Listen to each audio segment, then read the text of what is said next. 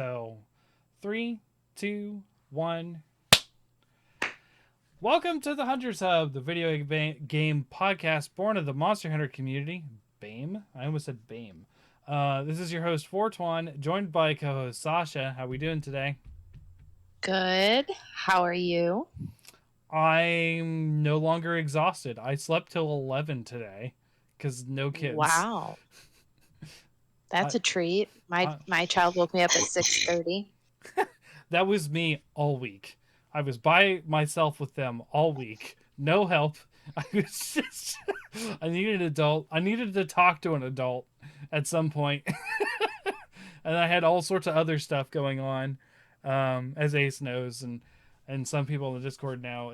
I'm sounding a little jokey right now, but my grandmother, we've just figured out she has lung cancer, and it Oh, possibly has sorry. spread to her kidneys. And we just found this out like a couple days ago. So we've been kind of like, this is my other grandmother who, if you remember last year, we were going through having cancer. This is now my mom's mom instead of my dad's mom. So we're dealing with that, and I was stressed with the kids, and I still didn't have a card, but I got my card now, so I can pay for things online again, and so like that was a And it was a rough week. Yeah, Um, sounds like it. so and welcome Ace, and how you doing tonight? doing good. I worked this morning, so I was a little tired, and I tried to take a nap. Then, like 40 minutes to an hour later, I wake up to dogs up on the bed with me, which we knew they were coming. Mm-hmm. And then 5 minutes later, Andrea comes down and gets the two puppies and scolds them and puts them in the kennel because apparently, when her mom let them out through the front door, they immediately started taking off towards the road and were like chasing cars and stuff Jeez, because they're they're puppies. idiots and they're not trained. Yeah. So I think we need to impose a rule of no more watching the dogs here until they are trained. Oh. Because like several times now, like I mean, I just took them out with a leash, but they, like Andrea has said, they both share one brain cell and it like ping pongs between them. So like I just took them out with like on leashes before the show, and they're both just like on each other and like focusing on like everything else but going to the bathroom. Oh yeah. So I'm like, that's not going to work. I'll maybe later see if I can take them out one at a time. But when I took them out, I was starting to do that. But then the other one was leaping at like the window and stuff and distracting the other one. And the other one just sat down. And I'm like, it just can't be easy, can it? No. You two just have to just have to ping pong that brain cell between each other. When Yeah. one's acting up, the other one shuts down and sits down, goes inactive. Blinky was not an angel during this time either. One of the nights I sat down, I'm in the chair here. I'd got done playing some games after the girls were in bed, and Blinky hops down. She's got her tail tucked between her legs. Her ears are down. I'm like, "What's wrong, Blinky? What's?" And I turn. I look at my bed, and she had peed all over the blankets, the pillow, everything. And I was like, It was "Oh my gosh!" So like, I had to sleep out in the living room because it was like 12:30 when this happened. So I was like, I'm not staying up 2.5 hours to do all this laundry. Like, I'm going to throw it in the laundry and I'm going to sleep in the living room. That's what I did. It was the second time I had to sleep in the living room because we had a power outage Monday night. Which that was a fun story. That this is so there was a big storm here, and it was the girls were here, so it was just me and the girls, and the I hear the door to the garage open in the kitchen. So I'm like, okay. And that normally happens when there's a storm.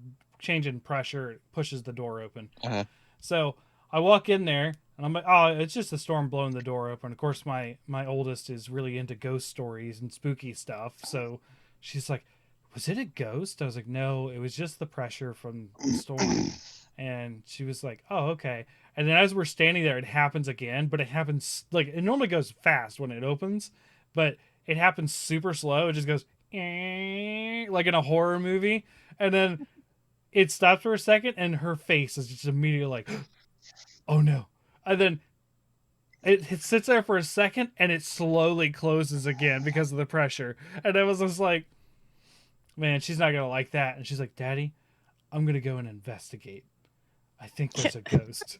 And I was like, okay. So she walks around the kitchen table. She gets halfway there. Poof, lights go out. All of them. I was like, this isn't going to be good. Immediately screaming from Emery in the living room. I love it. I was just like, girls, it's just a power outage, okay? Probably some power lines went down, and immediately, bang! Big thing of lightning. Something hits the house. Like, I think we had a tree branch come off of the tree near us and hit us. Just like, it was just like, oh my gosh. So that was the first night I had to sleep out in the living room. And then, because, no air conditioning, because, no electricity. So it got really hot, and my room is pretty hot usually when there is air conditioning. So when there isn't, it's worse. So I slept out there. So I had a lot of lack of sleep until last night when I just didn't have kids, and I was able to sort of, I left everything a mess, and I went to bed, and I got up this morning and cleaned the whole house. Like, well, it was technically, 11 still morning.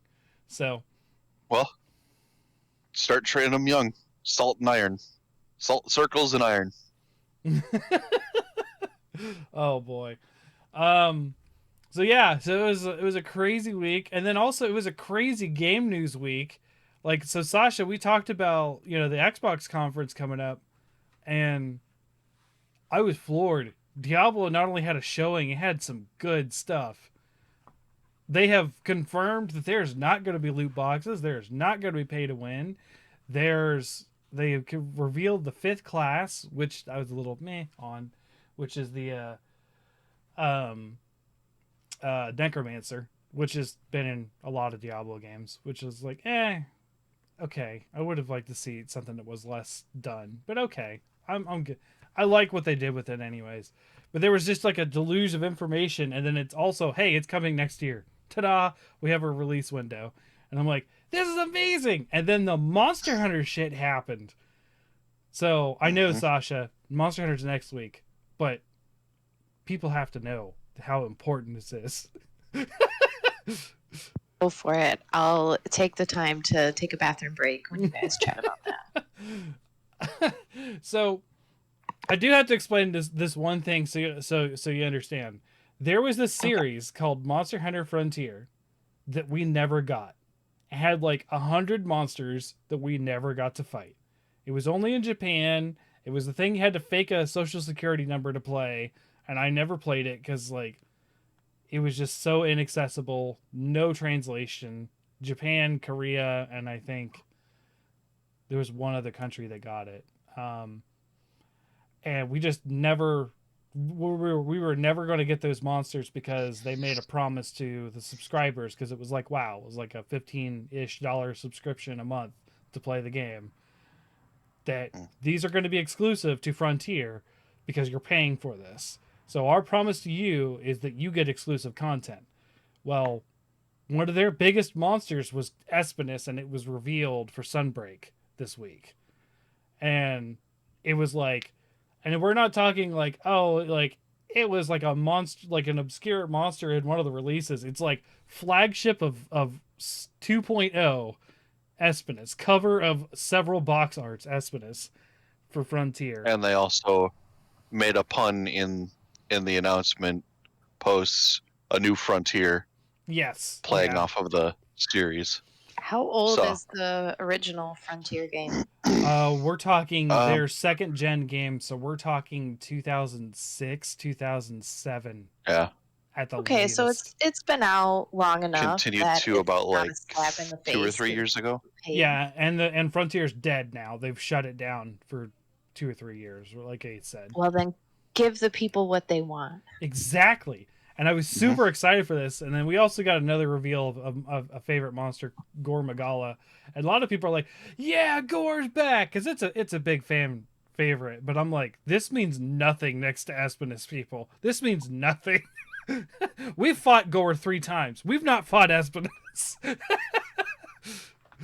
I'd say I'm also super excited for Pyre Rock Nekadaki. Um, what Mm. the what was the other stuff? Because It's it a wasn't fire just spider. It's a fire spider, so you know. explosive spider. Explosive spider. Well, yeah, and explosion. And explosions. Um, Oh, there was a lot. There there was was another one other Lucent. than Gore. There was Lucent Nargacuga. Yeah, The road map. Lucent Nargacuga on the tower map, which means we might get some really rare fights like Molten Tigrex. We might get White Fatalis, which is like rumored to be like the one that destroyed Shrade, the kingdom of Shrade, Mm-hmm. back in Monster Hunter lore. So It was an all exciting kinds of interesting announcement. stuff. It was very exciting. So I could not talk about it until next. We'll go in more detail next week, but it's We might get Yamatsukami with his weird human teeth. yeah, it's a giant green balloon with human teeth and tentacles. Yep. Yeah, it was an exciting game news week, and then personal week was just exhausting. So I didn't really get to talk about it too much, but I did get new games, which I am out of my gaming rut until Sunbreak. So Starship Troopers, which is amazing. I have played about 6 maps of it. It gets tough. Um, it is an RTS, but it's not like any other RTS I've played. It's very you're not multitasking as much as other ones, so I'm very very more attuned to that. I mean, you are multitasking, but you're not like worried about battles on like 7 different fronts like you are with like Warcraft or something like that. Like you're you're just I gotta there's a couple missions where you're just like, hey, here's these 4 units, keep them alive. Done. Like you're crawling through tunnels and stuff. Like This game's getting really good reviews. yeah, Starship Troopers, yeah, Yeah. it's fun. I don't know what all it's on. I've been playing it on GOG. It's I don't know if it's just PC. I would hope not, but it might be. Um, yeah, if you're a fan of the games, not the games, the movie, the Starship Troopers movie, it's got all kinds of flavor from the movie. All kinds. At the beginning of every map is one of those like propaganda campaigns. Uh and it has and like every tutorial tip is would you like to know more? Would you like to know more? Like I love that. um Oh, that's so cute. I love that. the like mission names or stuff like the only good bug is a dead bug. Like it's all over from the movie. Like I'm it's so good as far as like the flavor for the game. Um and it's actually kind of cool because you're it's in a normal RTS you're like, oh, I got to build this building and build this building, and it's all about drop ships, which was what the was in the movie. It's like you're like, oh, the fly boys don't want to get their uniforms dirty, and then you're like, we ain't trying if we ain't dying and stuff like that. Like it's just, oh man, the parody of fascism in this game is overt. Like it is so bad. It's like you're like like obviously it's like it sounds like, oh yeah, hoorah, like mobile infantry is the best, but it's like you can tell that they're saying this in utter sarcasm at times because it's like, hey, command wants us to crawl down in those bug holes and no support, and he's like, nothing, no support, nothing. Yeah, and he's like, hoorah, he goes in in the bug hole, and it's just like, oh my gosh, I love this. So that's what I've been focusing a lot of my game time on since I got it Thursday. Um, so yeah, I was just excited to talk about those. As I discussed, I've subscribed to the premium tier for PlayStation's new Yeah, PS Plus system, so I'm excited to be able to play the console version of the Force Unleashed because I've only ever played like the PSP and Switch version, which are one and the same. And I know that there's some different characteristics between the console and the handheld games. And then Force Unleashed 2. mm-hmm. and then Ico is also on that list too. And then there's a whole bunch of other stuff in that you can stream play off of there too. Way more than it lists on just the app. So Mhm. I'm gonna be digging around and playing a lot. It looks like Okay. until Rise comes out or Sunbreak comes out. Yeah, I mean we're not far from Sunbreak. What? It's 2 weeks from this coming Friday or Hmm. Thursday, I should say. It's coming out on a Thursday, not a Friday, because it's It's well from. yeah. Let me get my Oop, phone. let me pop up. I mean, it's basically like 2 weeks away.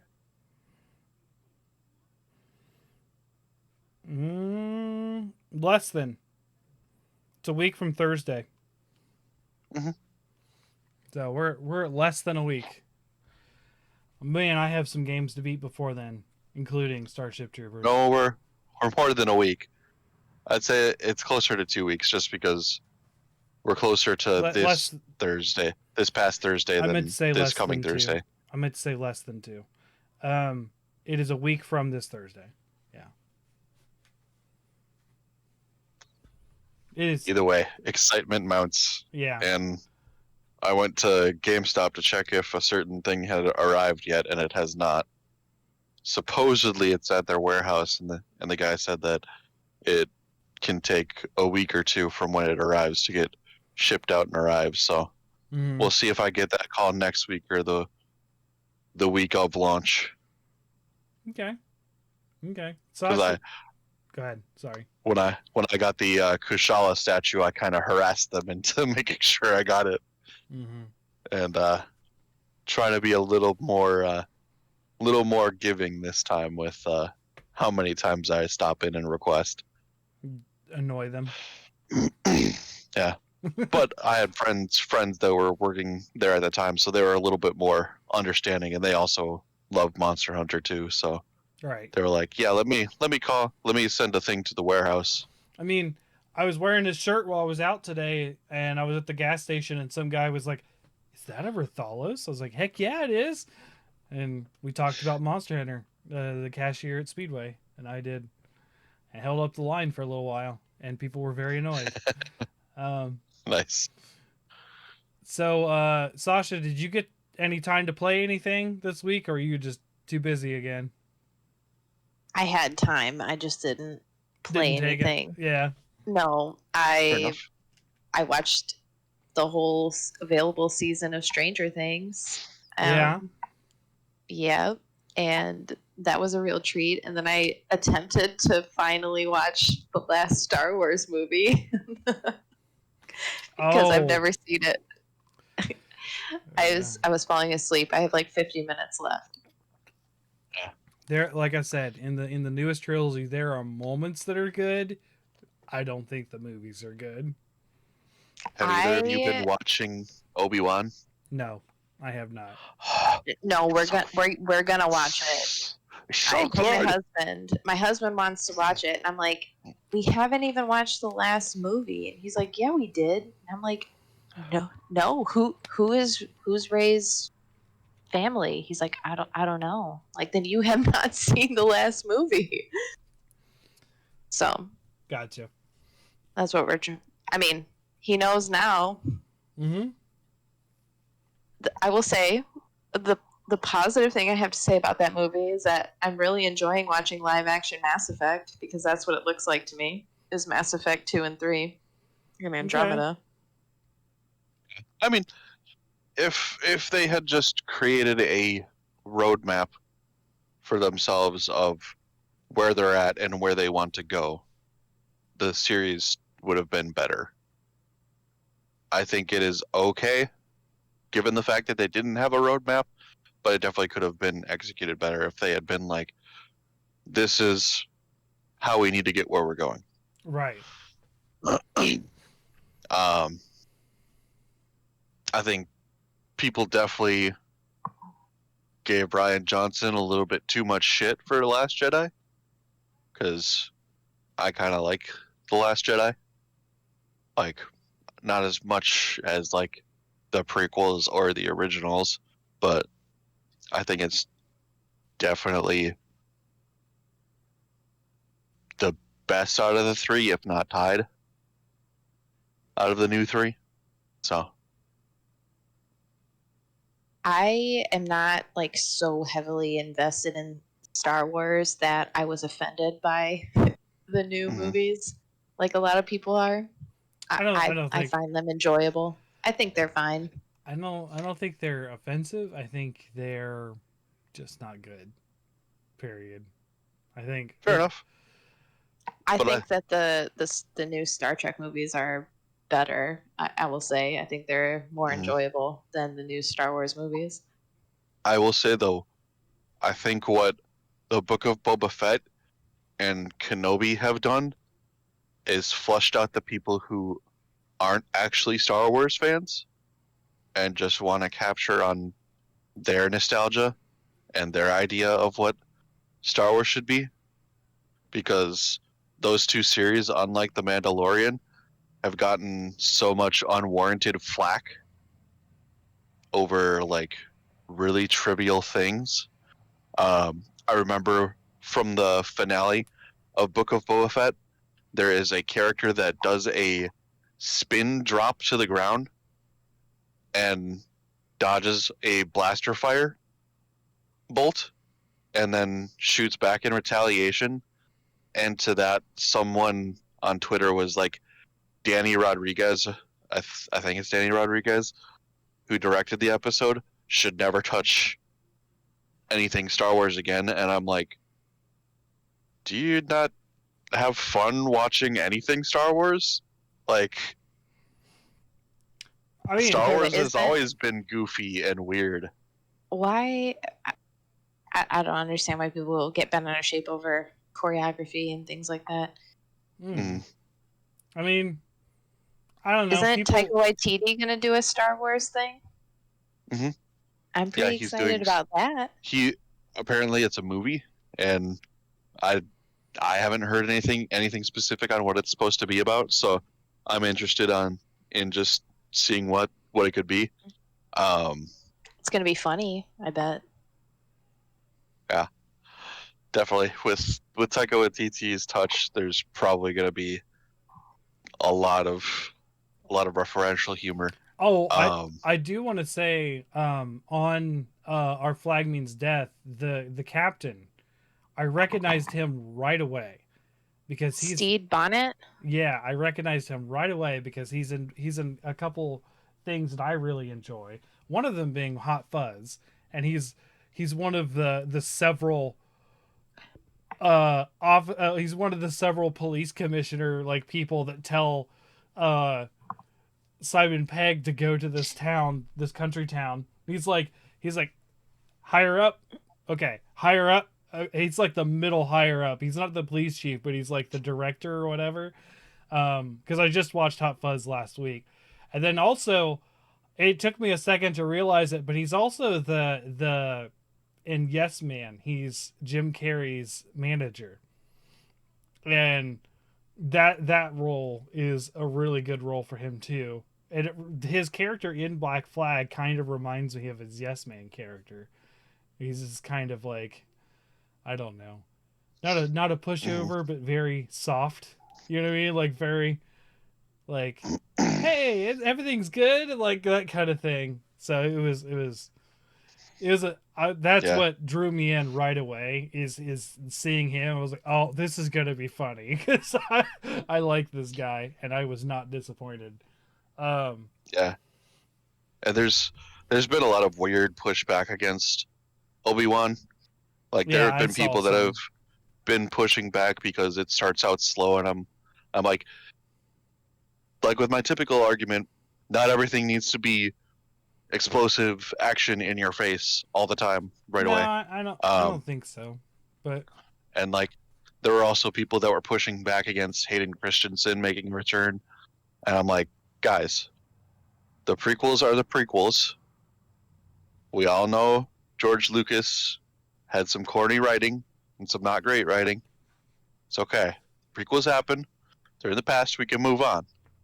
And like, have you guys heard at all his story of when he and his roommate found out about his recasting as Darth Vader / Anakin Skywalker for Mm-mm. Obi-Wan?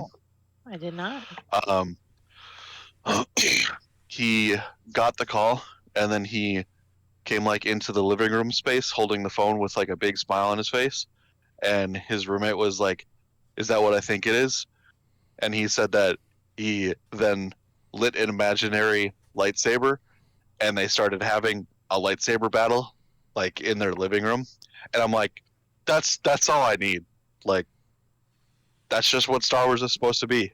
It's supposed to be fun action adventure with some serious moments, some sad moments sprinkled in. Like, I mean, it's a Well, I lot. hope it that the doesn't have to be fandom is. taken so seriously. It's a lot of I things to hope a the lot of fandom's different better. people. I just didn't like both in the prequels. Hayden Christensen, the other kid, was it like Jake Knight or something? Mm-hmm. They both Mm-hmm. stopped acting because of the fandom. Yeah. Yeah.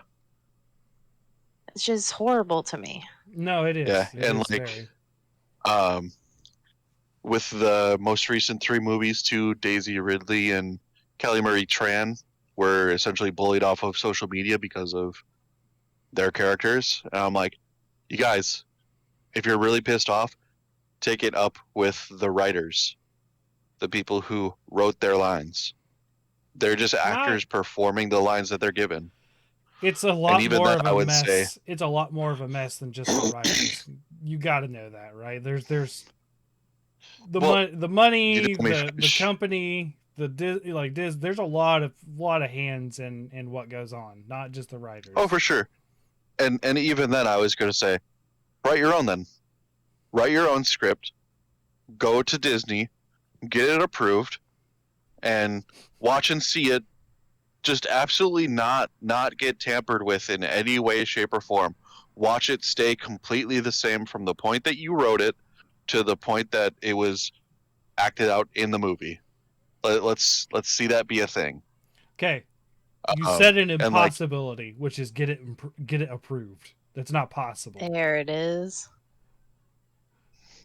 exactly, There's because so many people are so quick to, go and criticize the actresses, and actors for the way that their characters perform and stuff like that, I don't or I just don't the lines in disagree with general. you, but you're allowed to have an opinion and criticize things as well. Oh, don't But get me don't be a wrong. terrible And person. Don't be a terrible don't get me person to wrong. bully In people and yeah. don't get me wrong. In Clone Wars, Anakin fully comes across like a creepy like frat boy about to like jump Padme, but like I don't entirely blame Hayden Christensen for that, and No. like I don't hold it against him. I don't think he's a horrible person or a horrible actor. But like No. even with Obi-Wan, like Ewan McGregor had to come out and make a statement against all the hate because uh, Moses Ingram was getting a lot of like racist shit on her social media from people who claim that they're fans, and I'm like, I don't think you're a fan if you're doing that. You could still be a fan. It just means you're not a good person. There's a difference there. You could still be a fan. I would say if you're racist against an actor in a series that you like, you aren't really a fan. At least you shouldn't be included in the fandom. You can still like the stuff and be a fan, quote unquote. There's But still. I wouldn't see you as a fan. That doesn't disclude them from being a fan. It just makes them a terrible person. That's I agree all. because I think there's the same toxicity with people who really hate the Discovery series of Star Trek because it is so progressive. Like I think that it's the minority on that show is a straight white man. Right. And that was Star Trek is known for being progressive in a lot of ways. Right, but like Discovery is quite progressive, and there is a lot of sexism and racism and just hate towards that specific series, and from people that call themselves fans. It's like, all right, Shatner fanboys. Right. Yeah. Well, It doesn't make you. It in no way doesn't make you not a fan. It just makes you terrible. That's you can be a fan and Yes. be a terrible person. It's possible. It's well, just I don't know if you guys have seen Buzz Lightyear has been getting a lot of attention on that sort of I front saw because this. there's I saw this a movie. lesbian like So a lesbian kiss or a lesbian scene okay, in the it movie. is it is the Um, most Disney lesbian kiss you can have. Like literally, it is a quick peck on the lips because they got home from a long trip. That is it. That's it. That's all that there is to it. It's not even a big deal. I It's like kissing your wife coming home from work. That's it. That's exactly what happened. so my my subtle in back of head, that's exactly what I expected it to be from Disney. Um, Oh, yeah, it's not uh, even like this steamy, like they're falling in love. Let's have this passionate kiss. No, it's literally just, hey, hon, how you doing? Back from sending off Buzz Chris Lightyear on a 4-year trip again? Chris Evans.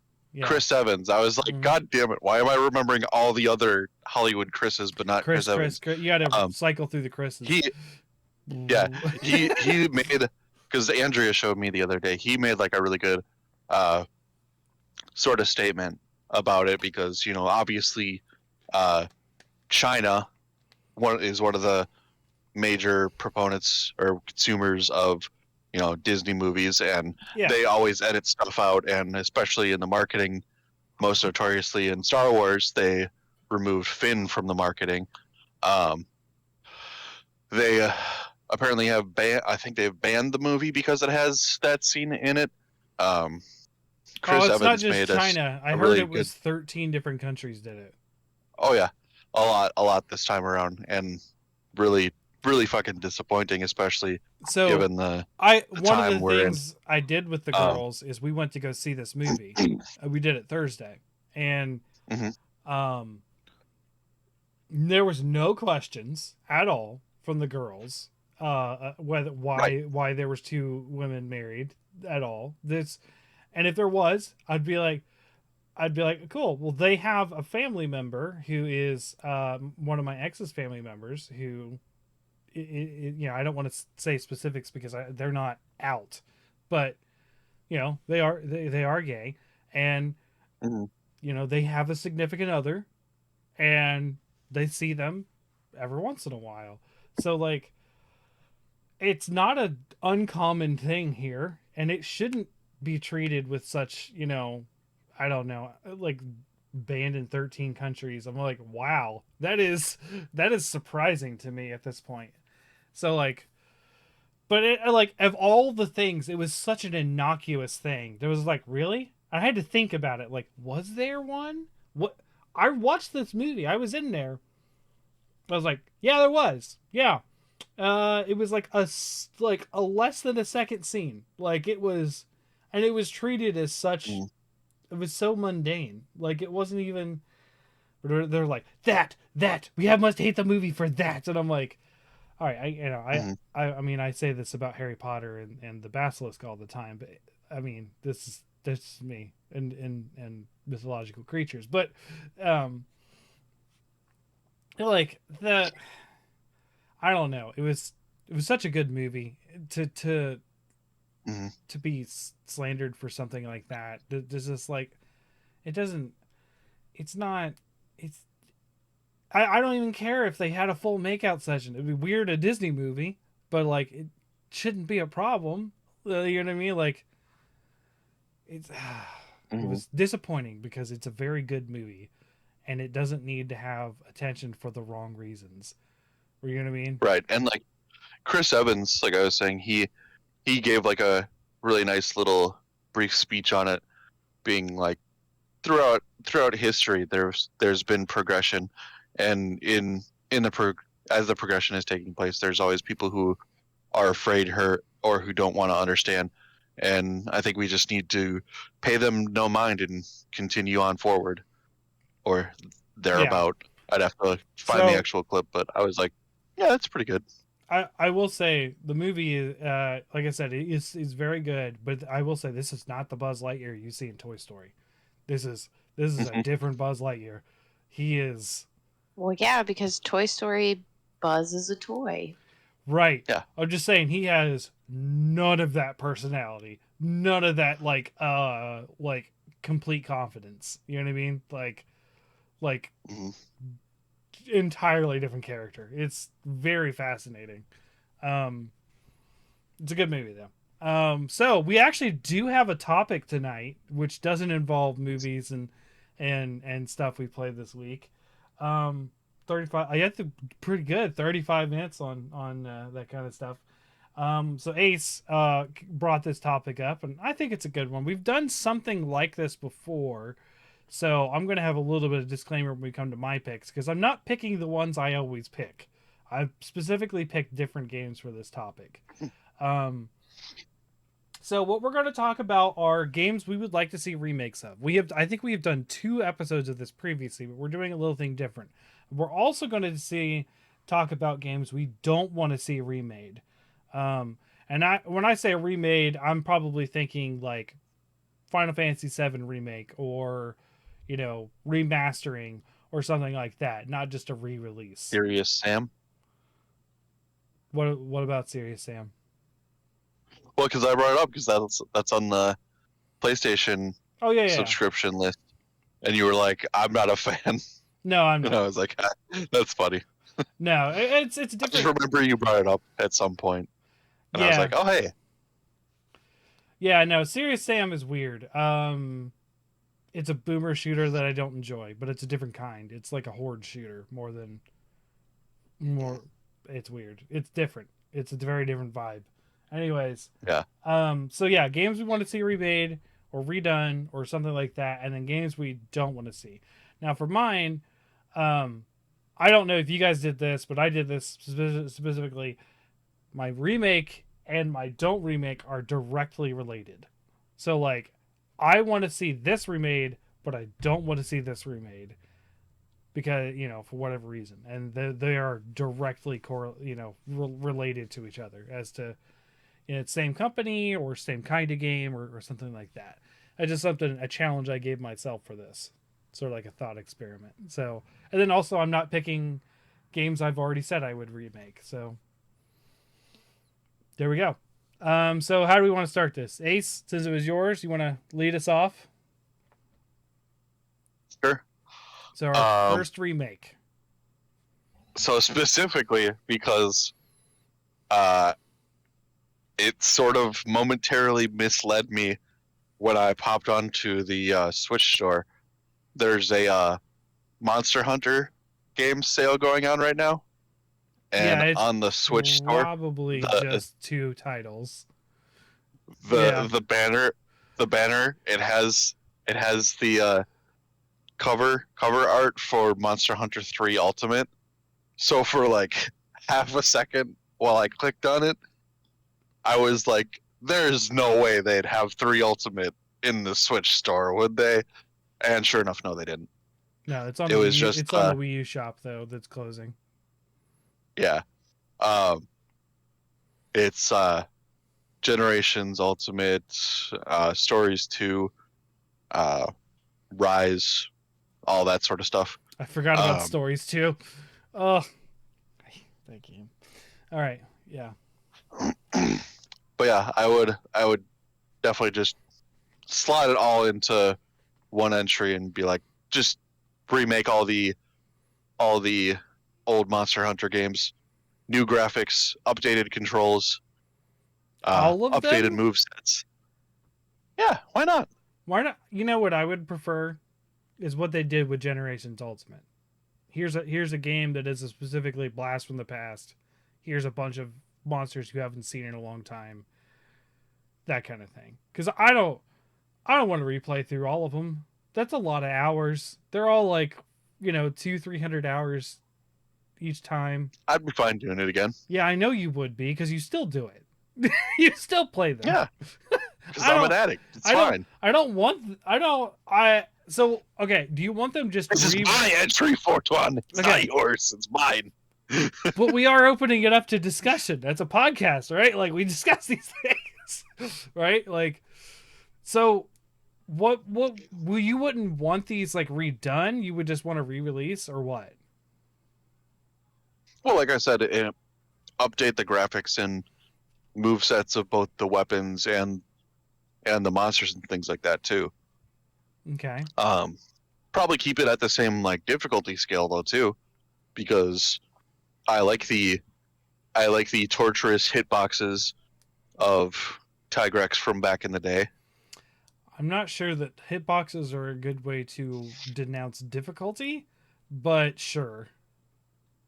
It can at times, especially when I mean, yes, Tigrex is a freight train that just doesn't stop and just hits they you over and over again. it is directly harder when the I can't dodge any part of this versus I can dodge under the wing. That does make it directly more difficult. Yes, but that may turn some people off of the series like it has before. So I would probably like to see hitboxes fixed personally. Like an outside opinion, Sasha, would you play a re-release if you were interested? Because you're kind of you come on the edge of jumping in on one of the games. I mean, I if it was, With the servers intact so you can hunt with friends as was always intended in the game. I feel like jumping in, I would probably prefer a more polished, updated Sure. version. So probably a re-release Mm-hmm. or remake or whatever. Mm-hmm. Okay. Yeah. All right. Okay. So I expected Monster Hunter to come out of you. I really did. It was going to happen. Why wouldn't it? I mean, people But said like, that I I had specifically didn't do it because Ace was going to do it. Like, I mean, I would want one of these too, but like, yeah, I knew well, Ace was going to I do was it. on the fence about doing it, but like then the like I said the Switch eShop like relit the fire because of including the 3U background Yeah. or the box art, and I was like, why must you taunt me? I always thought it was weird that people are like, oh, 3 Ultimate or 4 Ultimate are always like the best game, game of the series. Like when I remember, as being a part of the fan base and like game one, it's like the best game is always the newest game, and I've kept that mentality since then. And like seeing people being like super nostalgic for a specific entry, and I'm just like, but why go backwards? What are you doing? Like, and it's like I don't know. It's hard to break that mentality for me of like I just want to see the newest stuff and the newest thing, and I get excited for Well, old because stuff. Don't get me wrong. I'm super excited for Espinus here. Like I'm super excited, but that's because I've never fought him. I've never fought it, but I've never well, fought like it, that, and I've it's been wanting to fight it since like 2006 or 7, whenever it was revealed. So well like that for me. It's going back and playing and experiencing something that I missed because like I sure, missed the first game, I missed 3 Ultimate, so yeah, I do forget that you started. Didn't you start in 4 Ultimate? no, I started in uh the Freedom Unite on PSP, and Right, then but you didn't finish it. no, I didn't finish it technically. Right. Um, and then I resumed the series with 4 Ultimate, Mm-hmm. which was like going from one of those crazy old like giant chunk block cell phones to like a iPhone. Try coming from I'm the. like, oh my god, why are there so many more weapons? Try Oh, coming. the monsters can do a lot more now. Oh no. Try coming from writing letters via carrier pigeon in Monster Hunter 1. Interesting. It's that far back. Hmm. Okay. So Sasha, what's your first remake? Redo. Whatever. Well, very on brand for me. Mm-hmm. It's Morrowind. Sure. Okay. Um, I will. I would die happy if I could just get everything Morrowind is, like governing attributes, the like terrible combat, like in the beginning because it's all just roll mechanics. Um, the all the guilds that you can join, Mm-hmm. the Morag Tong. I need all of that. I want to be able to mess up the storyline and destroy the thread of the prophecy, but on Skyrim graphics. Sure. That's what I want. Would you want That game. something a little more friendly for the spell system, or keep it the same? No, keep it the same. I I miss so much about Marwin's spell system. Honestly, I would even suffer through there being no fast travel. Hmm. I would. Because that's what Mark and That's Recall are for. that's kind of what I play a lot of those types of games as. I tend to not to fast travel just so I can explore. I was even doing that in New Vegas when I was playing it. Like I was just like I could fast travel, but I chose to walk back just to see if I could find something else like on a slightly different path or something.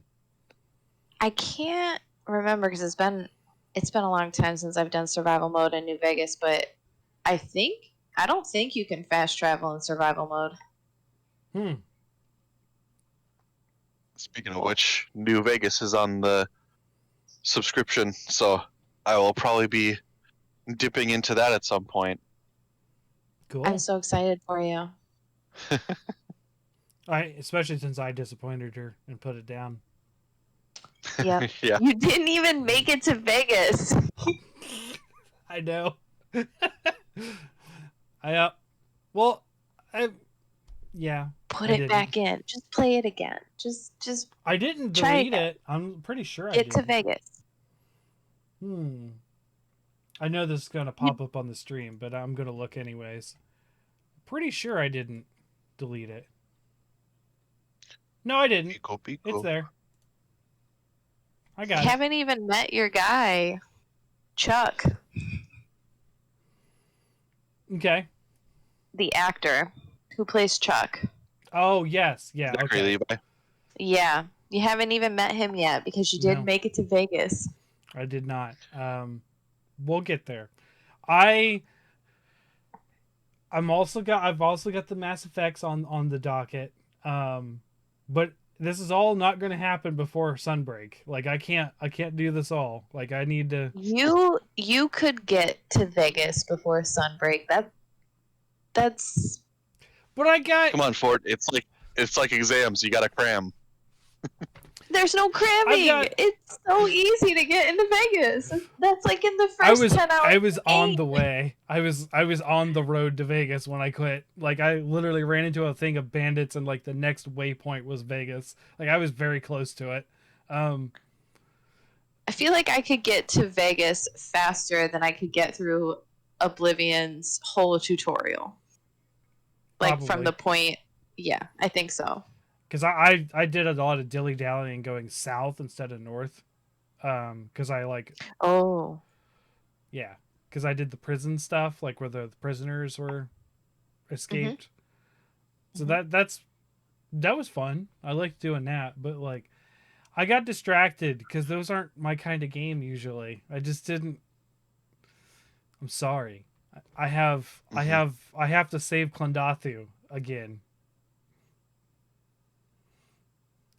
The bugs are attacking, and then also dipping into other stuff. But I'll get it. I'll get to it. I also tried to start Dragon's Dogma, which is another game I've famously stopped playing constantly. I have put a good, I think, about 10 hours into that game and just really couldn't get into it. Well, they just another thing that we missed talking about, like news-ish stuff in the beginning. Dragon's Dogma 2 was announced 10 years later this week. So Dragon's Dogma 2 is in the work, and I'm like, all right, fine, I'll try to do Dragon's Dogma. So it was like $5 on GOG, and I got it once I had my Yeah, card. So I think it's like 85% off right now on Xbox. yeah, yep. So I'm gonna give that a try too, but I will give Vegas a try before Dragon's Dogma, even though I was just gonna. I'll try, because I was Look, I'm gonna be real disappointed if you kill that Hydra in Dragon's Dogma before you make it to New Vegas. we'll see. We'll see where my brain takes me, because I'll be like, Hydra, which is literally my favorite monster, or bandits on a dirty road. Like that's Zachary Levi, you need yeah. to look Okay. at reframe New Vegas a little bit. Okay. All right. I guess I could say like, oh, I could try Oblivion for Patrick Stewart. I could do it. I could do Ah, it. no, because then you're done before you even make it out of your prison cell. That's true. Yeah, I did. I did play the beginning of that game. I've had it on Steam for years. Okay, so I kind of already forgot what you were saying. We were going to Morrowind, Morrowind. Okay. Morrowind. That's what I want. The only thing I remember super about Morrowind was the Striders. Like I remember the combat and the spell system, but like the Striders are the thing that stood out to me in Morrowind. Why walk when you can ride? Yeah. Right? Giant bugs. I loved them. Um, I didn't get very far in that game though. I just like I ignored the story and just explored for like felt like forever. Yeah, I've had a whole character that I've done that with. Destroyed the Thread of the Prophecy super early and just messed around. Mm-hmm. I don't think I destroyed the Sorry, guys. thread. I just got distracted and just wandered off. This guy had some real slick glass armor and I wanted it, so No. you know. I've always questioned the use of glass armor. That feels so bad, but it's so good in the game series. It's like Elder Scrolls. Why do you think glass is going to save you from being hit? Don't you think it's actually a detriment? You know, I think glass armor is the best light armor you can have before they introduced right? dragon scale. Yeah, which was the best for every category in Skyrim. Which I was like, that's not fair. Like, shouldn't it just be like a certain kind of armor? Well, if you get the Thieves Guild armor, Okay. Well, okay, yeah. But I only got a heavy armor user really super far. But I do remember being like, oh, this is good stats for any medium, light, or heavy. Okay, cool. and that's another thing that's in Morrowind, medium armor. Mm-hmm. They got rid of that in Oblivion. Oh, I guess they didn't have it in Skyrim. Yeah. And levitation. Yeah. I do remember levitation. I do remember a lot of funny videos about levitation too. So I also had the Blood Isles DLC. Um, I've actually not played that one. I've Blood Moon, Blood Bloodmorn, Moon. something. Blood Blood, Moon. Yeah, you could 'cause become a it's werewolf. yeah, it's werewolves. That's the one I haven't done. Yeah, I had 2 DLCs for it, expansions or whatever, because I had a Game of the Year edition back in the day. Okay, all right. So my first remake due, and I before I get into this, I will say up front the ones that I've said that we should remake all the time, and I've said them all the time, are Evio, Bushido Blade, and Primal Rage. Um, Talked about those endlessly. You guys have heard that. The audience have heard that. We don't need to hear that again. So my first entry, and it's something I've been watching the Game Grumps playthrough of, and a TAS or tool assisted speed run of, is Super Mario RPG.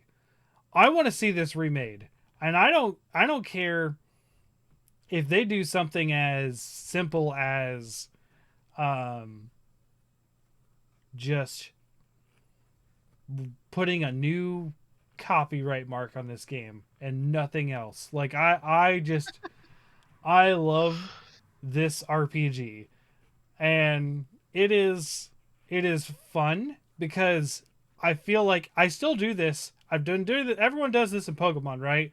Like the down and B when you're trying to catch a Pokemon, right?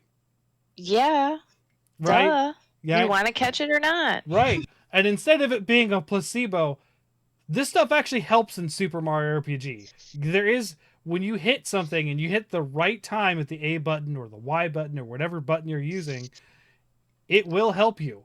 Period. It is a thing. It is a confirmed thing. And it's actually taught to you in a tutorial of how to do timed hits and timed special attacks. And this is like the level of involvement that isn't too much on an RPG that I really, really enjoyed. The story is insane and I love it because it is an RPG that's Mario. I mean, literally, you have a cloud boy who thinks he's a frog, one of your main party members. Like, you get to have Bowser and Mario and Peach on the same team. And Peach's ultimate weapon is a giant frying pan that is like bigger than the screen. Oh goodness. It is hilarious. And like Mario's ultimate weapon is a Koopa shell that's like super big and has tiny wings, and it's hilarious. It's like it's just goofy and Mario and really fun. Like I love the game. I've always loved it. It's super expensive. Like it's one of those collector's games now where it's like if you want to buy a Super Nintendo copy, it's like minimum $80. It's like holy cow. Of course you got to emulate it, and it's into this weird copyright problem with Square Enix having helped them make it. So it's like Nintendo Square Enix stuff, and it's just like, I just I just want to see it again. Let's have and let you Mhm. know as much as people have been begging for Gino in Smash. I just want to play Gino in his own game again. Like I just want it. Super Mario RPG. There's not much fancy that has to go into it. I guess you could update the graphics and make it look, you know, a bit cool, but like the graphics aren't really a problem in the game necessarily. They're pretty normal. Like it's a 2D sprite game. So and so yeah, that's my entry for the do. So have either of you guys played this? Sasha, I'm pretty sure you haven't since Nintendo. Yeah, that's a no from me. Nope, but I've seen some of the Game Grumps playthrough on it. It's a good game. It's really good. I've So got the world's biggest baby right here. yeah, I noticed. He's vying for attention. He's he said give She him a headset. she's the big She- sister. Yep. That's one thing that Andrea's dad does too is he teaches all his dogs to hold hands. Mm-hmm. So I've been trying to teach that with Blinky. She is just not a good listener. she'll just do this and just expect you to. Yep. When I first started doing ABA, I taught my parents' German Shepherd how to do high fives, and Mhm. he would just come up to me and like smack me in the face because he wanted a treat, like going for the high five, like, and now? That's funny. It kind of backfired, huh? Yeah, it really did. So Ace, what's your first don't?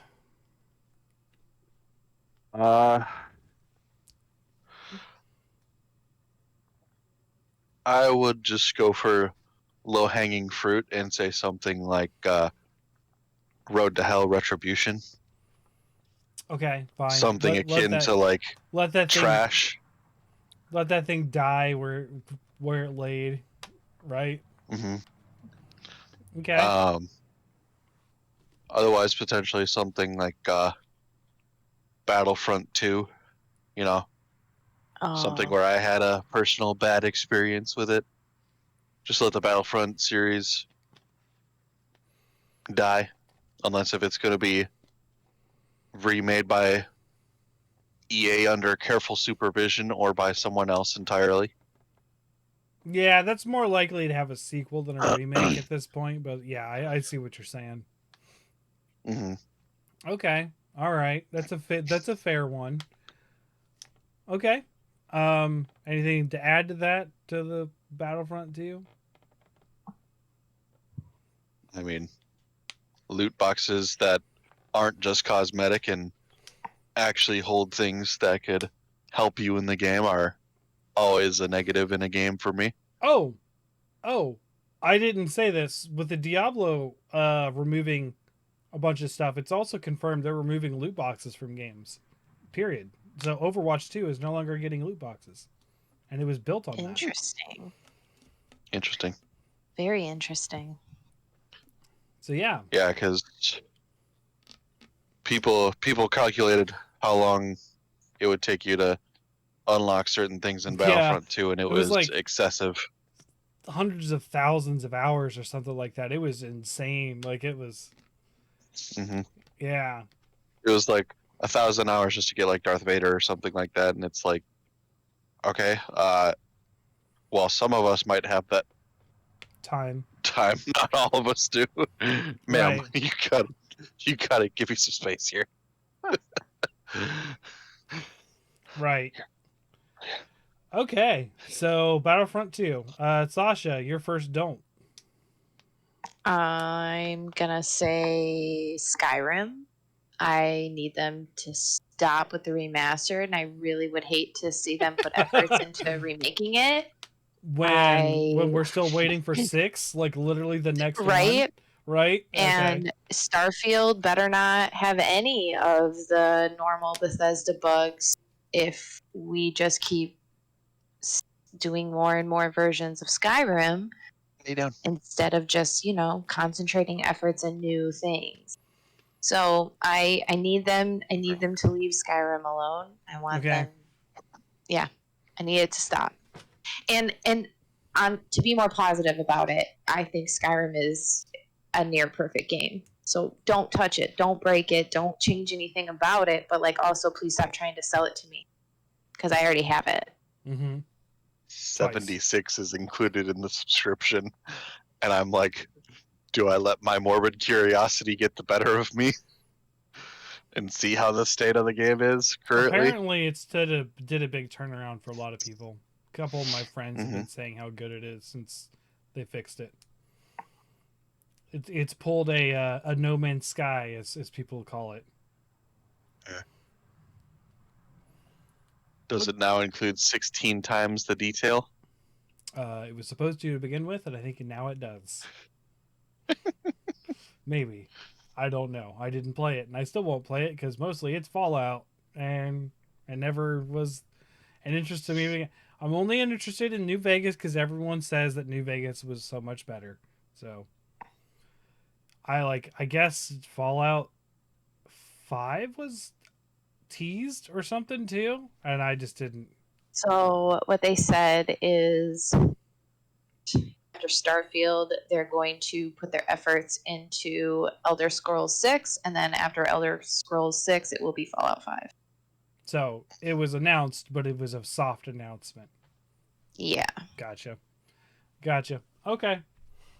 All right. So don't do Skyrim again. Yes. Just leave it alone. It's already had a remaster too. But you know what? I You're valid in your thinking because it feels like they would do it again. yeah. I mean, Yeah. he said if people would just stop buying it, they would stop, but people keep buying it. I've It's not an only bought excuse. it. You just print out more copies. I've You don't re-release the game. Well, okay, so what they're doing is re-releasing it for newer systems every time. And they remastered it for the PS4 version because it was so far back at that point. Because if you remember, we're getting longer in our generations. Where generations used to be 5 years, it's now 8 to 10 years for generations of games. So, I mean, Skyrim was 2011, so it's been a long time. So I'm not surprised it got at least a remaster, but I've only bought it twice. I bought it on the original PS3, and then I bought it on Switch years ago. I have also purchased it twice. I got it on launch day for 360, and I bought it for my Xbox One when it was, I think, like an HD Right. remaster. I have considered buying it a third time to play on GOG, but it's not on GOG, so I haven't. So, because I have, and it's literally for like a completionist like catalog. I have Elder Scrolls 1 through 4 on GOG, and I just don't have 5. But 5 isn't available, so I Interesting. and I have tried the first Elder Scrolls game. Don't play it. It's terrible. It would have been cool when I was a kid playing it. Like, we're talking 2 or 3. And if I knew how to read, because you would need to do a lot of reading, and it is a lot of line art. And I mean line art as in things aren't filled in between the lines, everything's a line. So, yeah. Okay, so Skyrim. My first don't, as I said, my do's and don'ts are related and directly so. I don't want to see a remake of Paper Mario because what that means is we've left behind Super Mario RPG because Super Mario RPG started this whole Mario RPG thing, and then Paper Mario came in to replace it, and we've had so many Paper Marios that the first 2 I hear were really good, and then everything else has been terrible. So stop with the Paper Marios, please. I don't need another Paper Mario. It's not the same. It doesn't feel as fun.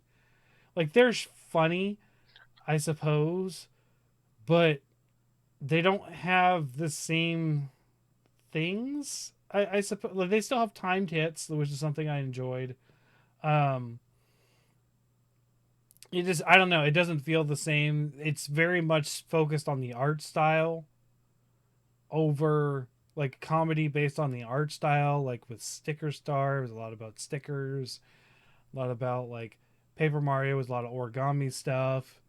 Like it's just it's interesting to have such mechanics in an RPG, but like Super Mario RPG was just a straight JRPG with a small twist of timed hits. I don't need the extra hoopla around the art style every time they do a Paper Mario. So like I just don't want to see Paper Mario redone because to me that's them admitting defeat of trying to get the Super Mario RPG done. And also Paper Mario has unique characters, but they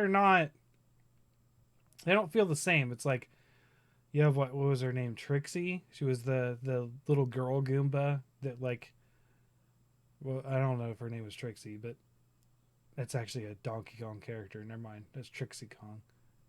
But or Tiny. Maybe it's Tiny. No. I don't know.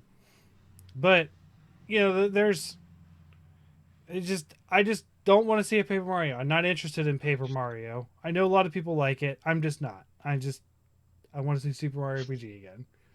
So there we go. That's my first don't. So your second do, Ace.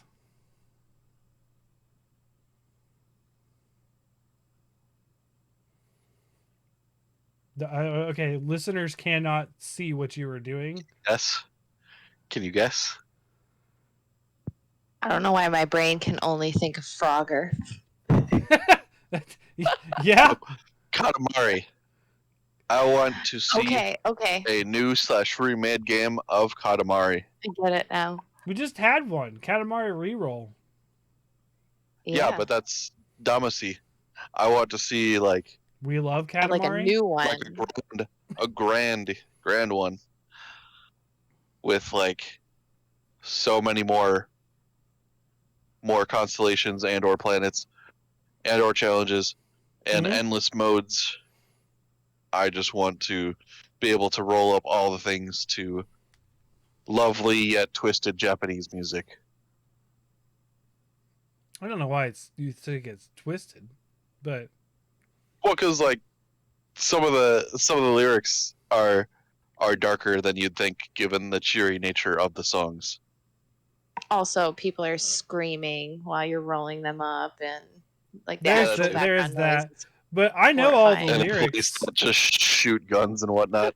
I know all the And then lyrics their to the little guys original are like, Katamari song, and they're not really dark. They're weird, but they're not dark. Mhm. It's like, I hope you enjoy Sunday brunch with somebody who's human. Like, okay, it's just weird. And not to objectify you, but you are my favorite thing is another one of the lines. Like, Okay, but that sounds creepy. what? Not to objectify you, but you are my favorite thing. Said I feel Ed like Gein. there's, yeah, right. I don't think that's Like, creepy. well, I wouldn't find that very flattering. Like, reframe it? Is there a nicer way to say that to me? Sure, I Thing in this guess. world. If you just leave it at the thing, it's kind of got red flags going off in the back of my mind, at least. I also think Why? it's the lack of contractions, like the very formal speaking, that sounds really odd to me. Like, you are my favorite thing. Like, Sure, I I guess. enjoy your company. It's just strong. It's just strong language. I mean, okay. You're my favorite piece of property. But they specifically are trying to avoid that. Remember, they say not to objectify you, but I don't know. I don't find that creepy at all. Put that on your dating profile. I'll get nobody because I'm nobody. Like, See, nobody wants to see even that. you know. No, it's not that it's creepy. It's just that, okay, if you are in a solid relationship with somebody, you can do that, right? Like, or if you're talking to someone, just to come out the gate saying, all right, like, even if you were, okay, reframe it and say, you are my favorite person. If that's your opening line, that's creepy, right? Like, Yeah. Yeah, what? it's very like very stalkerish. Yeah. So it's very strong to do in a initial interaction. If you're a longtime partner with somebody saying you are my favorite thing, I don't think is very creepy. I'm gonna say it to my husband. I'm gonna say that exact line to him. You are my Not to favorite That thing. just objectify reminds you. me of You are my favorite Wayne thing. Brady's things you don't want to hear after a first date. Damn, girl, I'm so crazy about you. I'm so crazy about you. I'm so crazy about you. I'm actually I mean, not just saying like, it is a little bit. The first part is a little different. It's like, I don't want to objectify you in a song, I think is what it really says. But you are my favorite thing. I think so. Like, I just simplified it, not to object. I don't want to objectify you. There was another weird one.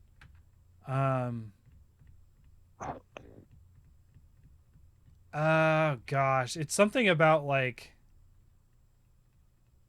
I'd have to listen to the song again, but it's at the end of the song. It's something about basically take care of yourself because I need you or something like that. Like, I don't remember. It just, to me, it just sounds like a very attached love song. Is all. The whole thing. Because I have a remix of it that has all those. Because it's the ending credit song that has these lyrics. So, all right. So, Katamari Damacy lyrics.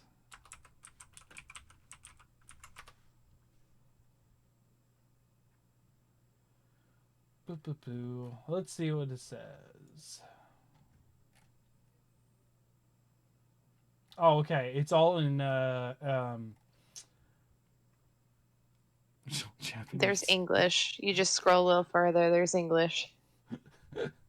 Well, I clicked on a site. And okay. Okay, main theme English. There we go. this is a weird one. Everybody clumped together and spurred it all out.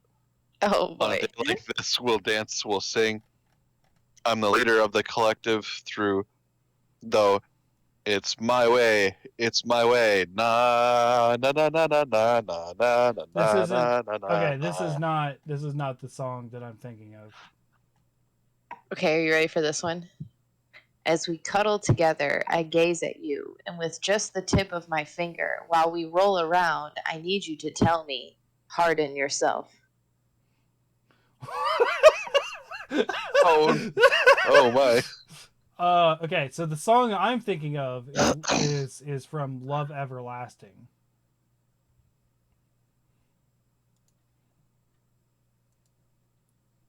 Yeah, that's from Katamari that I'm thinking of, and that's the one that didn't sound as bad to me.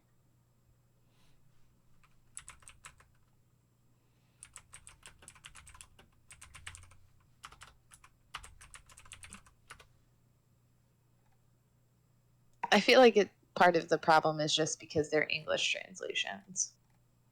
That could be Part of too. that too, yeah. No, it's not even the same. Maybe the remix just has total different lyrics. I don't know. It's the remix that I heard that I'm basing it off of. I thought it had the original lyrics and it was just a remix of the song. It might have different lyrics, so I might be wrong. So, anyways, In any Katamari. case, So you want something more like Katamari Forever, where they had a lot more stuff. So a remake of that. Okay. because like I've watched like the Game Grumps compilations of like different Katamari games, Mm-hmm. and I'd like to do like the Firefly collecting one. I'd just love to see a whole new variety of like missions and different Katamari types and stuff like that too. Mm-hmm. I'm really curious now about that lyric is. I'm sorry. It's racking my brain. Okay, so you just another compilation thing where it has almost everything. Okay. Mm-hmm. All right. I will say Give me more. there are a couple levels that I could do without. Like any of the levels where it's you're trying to make like Ursus or any of the other specific compilations You have to get the where largest, and they have like tiny ass ones. right Yeah, you it those like those frustrate me too. yeah like the ones where it's just like hey you can't you can only get one bear the moment you get a bear the level's over and I'm like oh my god could just let me roll just stop giving me roadblocks just let me roll I just want to roll. Like those levels I'm not a fan of but in general yes the Mm-hmm. pretty good game. Pretty good game. Cece likes it a lot. I think she's played it a lot on my Switch. Mm-hmm. And of course, we know that Sasha has dealt with this game quite a bit. I put some time in, Right. and yeah, if I never have to do the cow level again, You'll be fine. I would die happy. Yeah. Yeah. Because the cow level is essentially what I was just talking about. The moment you roll up a cow, it's done. Yeah, I know. And then I kept trying. You have to get the gift in that level. You have to be like the right size to launch yourself off of a ramp to try to get the gift hanging from a balloon. But when you launch yourself, if you don't get it, you're in like the basketball court filled with cows. Oh no. So it's over. It's just over, and you have to do it all again.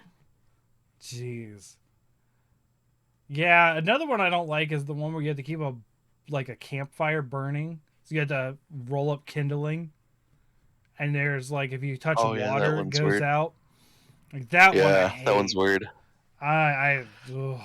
Like any of this. Like, don't try to mix with the formula, please. Just let me roll whatever I see up. Like, just I don't want to think about this. This is supposed to be fun, light, and funny. Like, I don't want to. Mm-hmm.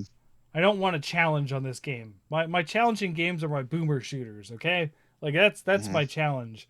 Or sometimes my strategy RPGs. Like I don't need a challenge in this game. Hell, if I could even get like a decent mobile game, that'd be good too. Because I remember on my first cell phone, it was Mhm. a Pantech Pursuit, which was a slide out keyboard phone, it had a little demo game of Katamari on it. So You make me feel old we're sometimes, man. My first and it cell was funny phone too because didn't have uh, games. you were basically Mine had like mine had Snake. the the map was basically like the insides of the phone because you Mhm. were rolling up like different circuitry parts. Okay. Cool. Okay. Uh, Speaking of Snake, if you ever get the chance, you should watch Jerry Rig Everything's April Fool's video from like 3 or 4 years ago, where he reviews the Nokia 5510 or something like that. Mm-hmm. He's got a pretty funny Snake joke in there. Gotcha.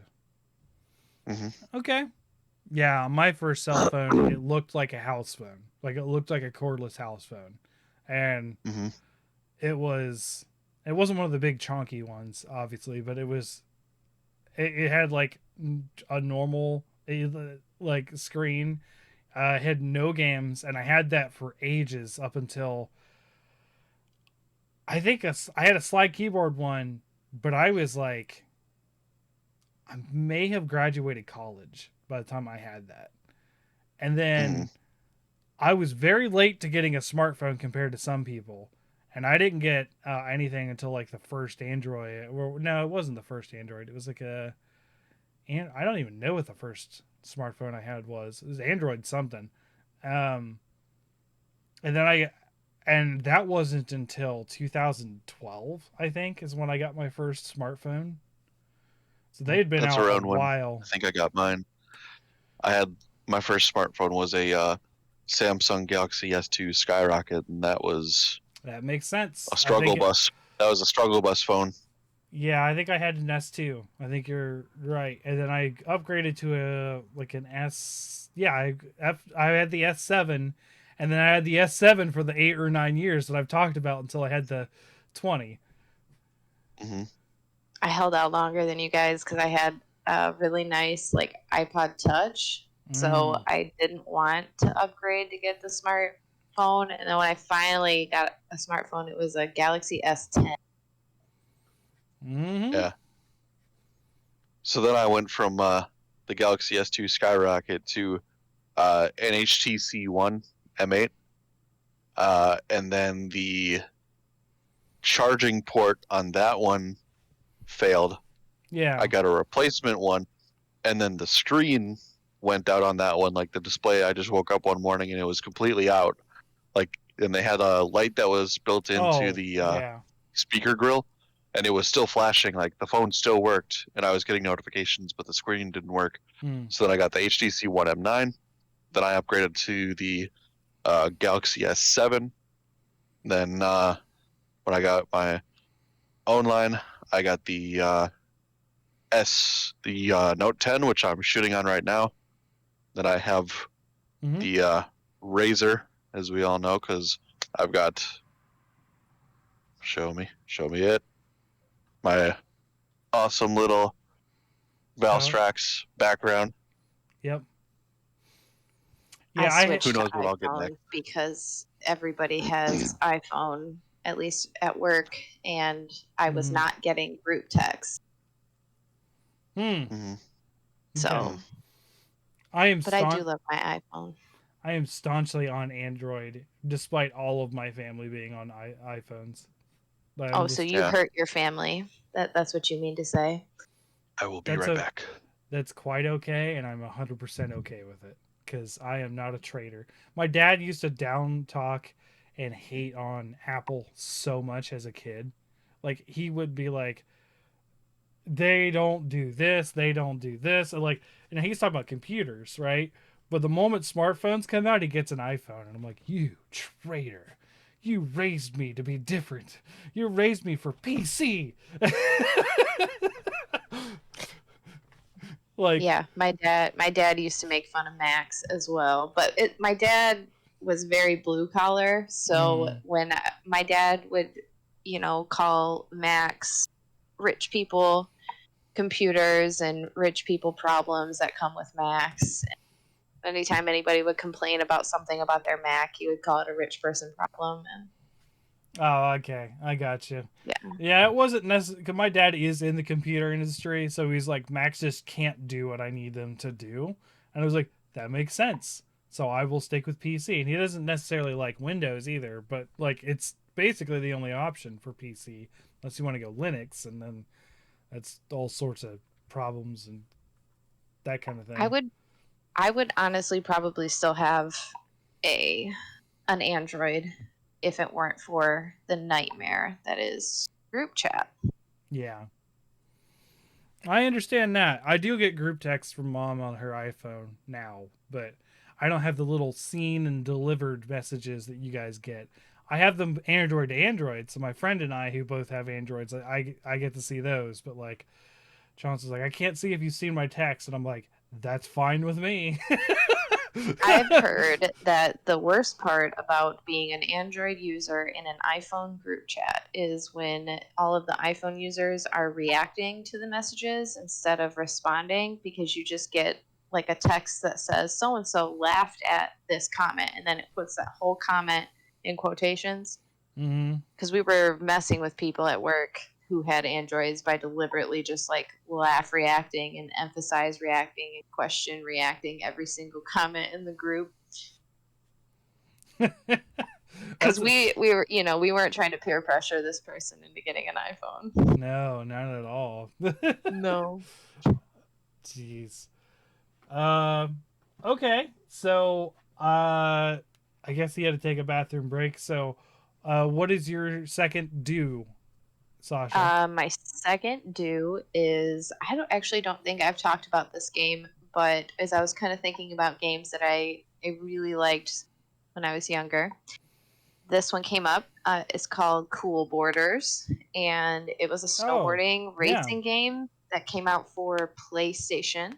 yeah. And it was pretty cartoonish. It's kind of along the lines of SSX, but I I would say it has a little bit more realism, a little bit more maybe.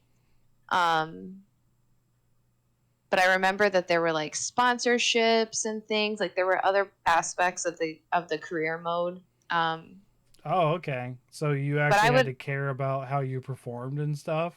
Yeah, you could. So, like in your career mode, if you weren't ranking properly, you'd have to restart the whole thing. Like, it was Wow. very similar to if you had played like a Tony Hawk Underground Mm-hmm.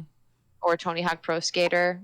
Either one of those career modes where, like, as you perform, it's it's the same like 2 minute level that you would have done if you were doing just like free skate or a free ride, but it ranks you and then ranks you against a computer and carries through. So Cool Borders, I think there were three of Mm-hmm. them that came out. Maybe there were four, but I I know there don't was at least three because Cool Borders 3 is the one I played on a demo disc for PlayStation. Cool Borders 3 I remember being obsessed with because it was the first time that I ever played a game or read a book that there was a character with my name. So I remember that there was a snowboarder named Sasha in Cool Borders 3. I Oh, thought it okay. was so cool. But yeah, That'll I would never happen with me. Never. never say never. You never know. I mean, I've seen Cham. I've seen Cham a couple times, but um, like a lot of people in the Monster Hunter community call Camillus Chammy because it's Cammy for Camillus, and that was a nickname I had. But like, I don't think I'll ever see my full name. Like, I don't. That's there is some. Shamwise Genji. There is some like weird like I don't know. I'm not part. I don't subscribe to this whole weird thing about angels, like the the fandom of angels. Like there's like the angels of the different rays or something, and one of them is the ray of love, and its name is Chamuel, but it's spelled differently. Um, so if there's ever a game where they feature the angels of the different rays or whatever that is, um, then you may see me in a game. my name, but and it won't be spelled the same though. So that's the closest I will ever get. Well, maybe there'll just be some random NPC in a game. Now I will say, Fortuan, my screen name has appeared in a lot of D&D games because of my D&D articles. Not D&D video games, but people's D&D settings. Have at least 4 people have told me they have put my screen name in their world as some crazy wizard who talks about monsters. So Just rambles on about monsters. yeah, or gives biology and that kind of stuff. And I think that started with my hydrobiology that I did because I explained different things. Might have started with the beholder one. I don't know. Anyways, but yeah, so Fortuna can appear in stuff, and it's actually a Spanish company that's named Fortuna or something like that that has nothing to do with me apparently. Interesting. So, but Cool Borders 3, I so Cool Borders in general, or do you want like a trilogy or I mean, I would like to see it remade, not yeah. remastered. So like, I don't care if you want to call it Cool Borders with a dollar sign.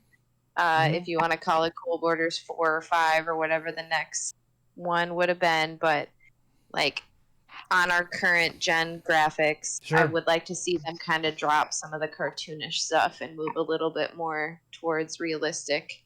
Okay. Or like the last SSX game, which is like 10 years old now, but something a Yeah. little bit more like that. Yeah. I remember the 90s for some reason snowboarding was really big. And I don't know because it was Yeah, just because there added. was 1080 was another one, Yeah, and Snowboard Kids. right. There was a lot of snowboarding stuff, and I think it was because it was recent addition to the Olympics at that time. Right? Mhm. Am I And wrong Shaun about White this? was real big at the time. Mm-hmm. Yep. Yep. Yeah, I don't really like. It's weird. It's like you can kind of like. I felt like in the '90s there was like, as I was a kid, there was like NASCAR, basketball, and snowboarding and skateboarding. Like they were all like super huge, and because you had Jordan, you had NASCAR had Jeff Gordon and that kind of stuff going on. Like I remember hearing all Jordan about that. Gordon Yeah. Um and and Tony Hawk and Shaun White. you're right. Just I remember I those was trying very to continue with clearly. the alliteration, though. Right. But Jordan, Gordon, Borden. snowboarding. There you go. We had Shaun White snowboarding, and then Tony Hawk skateboarding, and then I mean you're reminding me of the same word, but yeah, Oh, and there was the BMX game that they tried to make that was just like Tony Hawk. oh yeah. It just Yep. And it I think there was a surfing game too, but it was not fun. Kelly Slater is surfing, gotcha. and it was Well, not good. it felt like at least in the video game space they were doing a lot more variety of sports stuff, right? And then the 2000 hits and it's Madden, NBA, and hockey for some reason. Like there's like EA just bought it all and killed everything else, and the sports game world is just sort of like under EA's umbrella. It feels like. Yeah. Yeah, because I think the only other like sort of individual sports game is PES, Pro Evolution Soccer, Right. and like 2K makes stuff too, but it's 2K. I want to say it's just so Wrestling. similar to like EA's stuff though. There is wrestling. I don't pay attention to wrestling, but it's hard to argue. Yes, that has been a thing, and MMA was big for a while in a couple games too. Um, Oh, the when the UFC game came out, that was a lot of fun. and It was. I enjoyed a couple different wrestling games back in the day, but like I was never a big wrestling fan, so people are like, "Yeah, I get to be the Undertaker," and I'm like, "I'm gonna pay this guy. Who's he?" And like sometimes they would have Hulk Hogan, and they're like, "I know Hogan. I'll pick Hogan. I know that guy." Yeah, I don't know. That's a weird one. So cool borders. Okay. Yep. They should remake whatever WWE game that was that Aaron and Dan played, and keep that character creator the First of same. all, they Just need, if update we're the going to graphics. remake a WWE game, it would be Here Comes the Pain, because that was the best one. Well, I don't know which one it was, but they were I'll just defer to you creating on that one. monster characters in the simulator. I Like, played so much of the wrestling games for PS2, I Mm-hmm. think. Oh, so much of it. The one with Brock Lesnar on the cover. Oh my god, Mm. so much fun. Just this past, no, not this past Wednesday, the Wednesday before, and I was hanging at the game store. They got a wrestling game, and apparently the it's the PS2 version without like it being in pristine condition or whatever is worth like $80, and they bought it off this woman for like $2 because it was super ruined. So I can tell you that I definitely have a pristine version of both the one that had The Rock on the cover and the one that had Brock Lesnar on the cover. I don't know who Brock Lesnar is. I only know The Rock because of the movies. So You don't know who Brock Lesnar is? not no. I told you I did not follow think, wrestling. Brock Wrestling. think Lesnar. like Brock think like Lesnar was was a heavyweight champion of the of the UFC, and he's got his like start as a fake wrestler in WWE, and then he like fought for real in the UFC. But he has a glass jaw. He's not that good. But he was the champion for a while. Okay.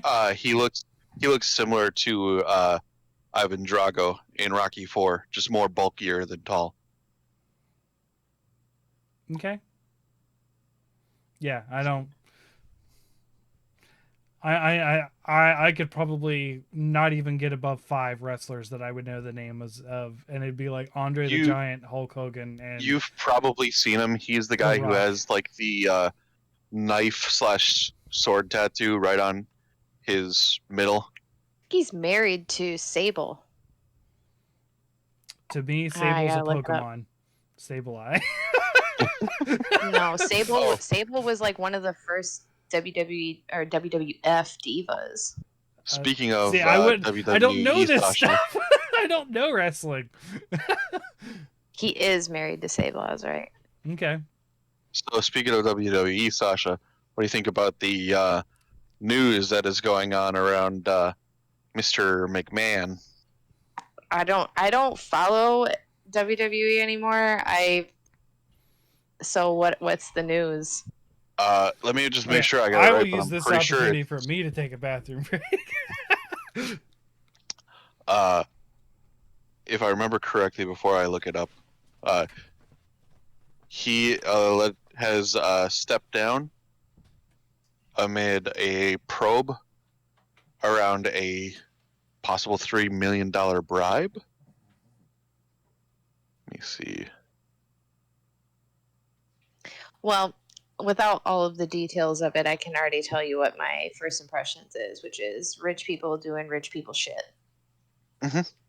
Yeah, I've seen some like news documentaries around it, and it definitely seems like he is not the greatest person, and Well, yeah, I should mean, probably be held accountable for a lot of the the poor treatment of the league's athletes. yeah. I mean, Because that's I not a forget surprise.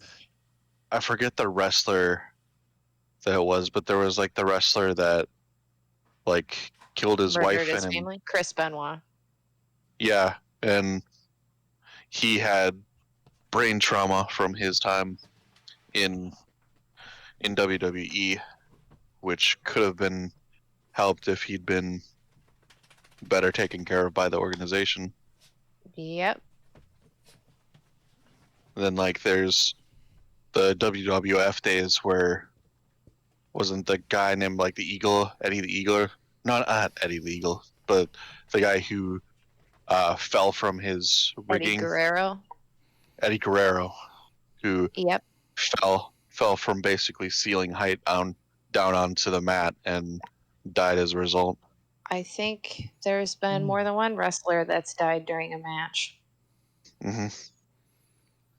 It's actually a real problem in soccer too. Soccer has fatalities because of headbutts. Hmm. I did not know that. Yeah. Yeah, there's been a lot of cases where two people try to headball it because it's up in the air and they try to hit it with their head and they just head Oh each other God. and they kill each other. You just like activated my parasympathetic nervous system. I'm shuddering. Sorry. Yeah, no, it's not. I don't think it's super common in soccer, but it does have fatalities. Okay, here we go. Vince McMahon steps down as WWE CEO while the company investigates alleged misconduct.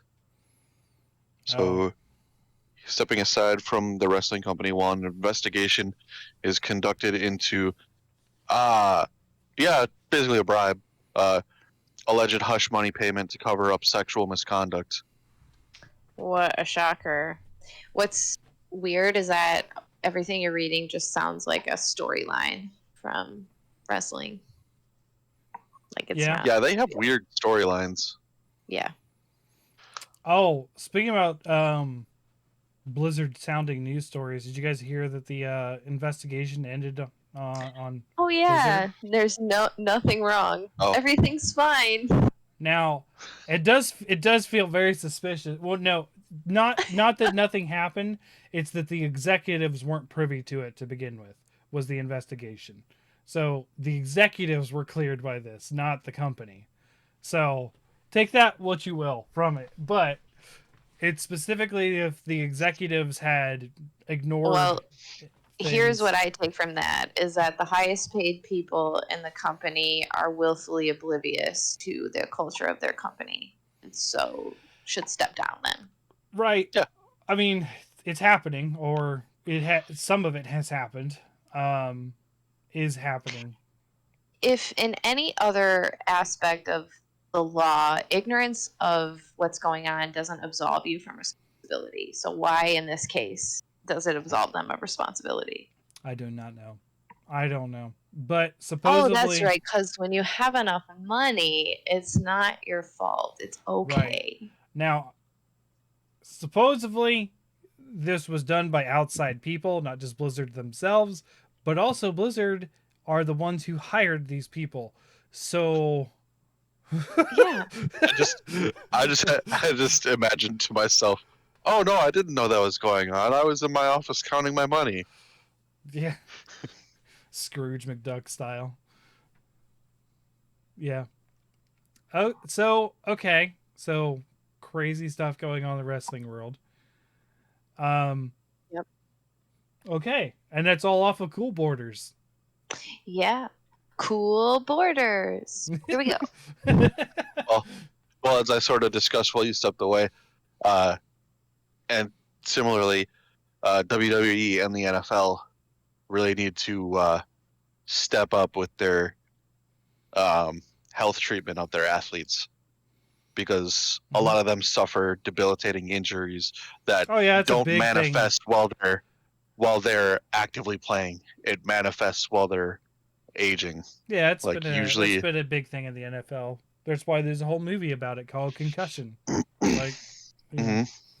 Yeah. And if you've watched the Aaron Hernandez documentary, it Mm-hmm. discusses how he had like the symptoms of severe brain damage. Well, he not symptoms. He had severe brain damage, Mm. which could have contributed to his personality altering and making him do the things that he did. Same thing Not with absolving him of guilt, but Junior Seau. yeah. Completed suicide, and they found he also had pretty like extensive brain injuries. Mm-hmm. Mm. Well, what I was going to say way early on, to talk about the sponsorship thing in Cool Borders, there is in Blood Bowl you do get sponsors, but it's only ever um, like a logo on your team, and it basically gives you your starting cash to buy your team. Is your sponsorship? There's nothing about keeping the sponsorship or making them happy, which I think would be a cool mechanic to do. But I don't know anything about Blood Bowl 3 if they're changing that at all. But you'd like my Blood Bowl 2 team that I've been playing off and on lately is a dwarf team, and they are backed by the uh, Blood Brew brewer team company. So Blood Brew beer. Hell, we're gonna go with that accent, so we might as well also make Oh, it's YouTube Blood. the game. It's Bloodweiser. Sorry, it's Bloodweiser. That's the name of it because it was a parody. Stop. Yeah. All right. So my second redo Demon teddy bears. is I want to see, and this is a Raven Software game called Hexen, and Hexen it's again in the boomer shooter kind of era. Hexen is the sort of Dungeons and Dragons sword and sorcery take on the Doom engine. So you got to choose like a fighter, a cleric, or a wizard, and you went around and killing monsters in this 2D, 3D kind of world. I And think you might get what you want because this one was one that is possibly getting remade. oh, cool! I would love that because Hexen is fun. It's very labyrinthian, and it's actually it's weird. It's like unlike other games that were like it at the time, like Doom, where you were like level to level, like so beat the level, go to the next level, beat the level, go to the next level. This was all open and interconnected, so you might have to go get a key from one area and go to another area, like a whole another area to use the key or whatever. It wasn't like an entirely an open world, but it was all connected, and you had to, travel back and forth quite a bit to do it, and it was a really fun game.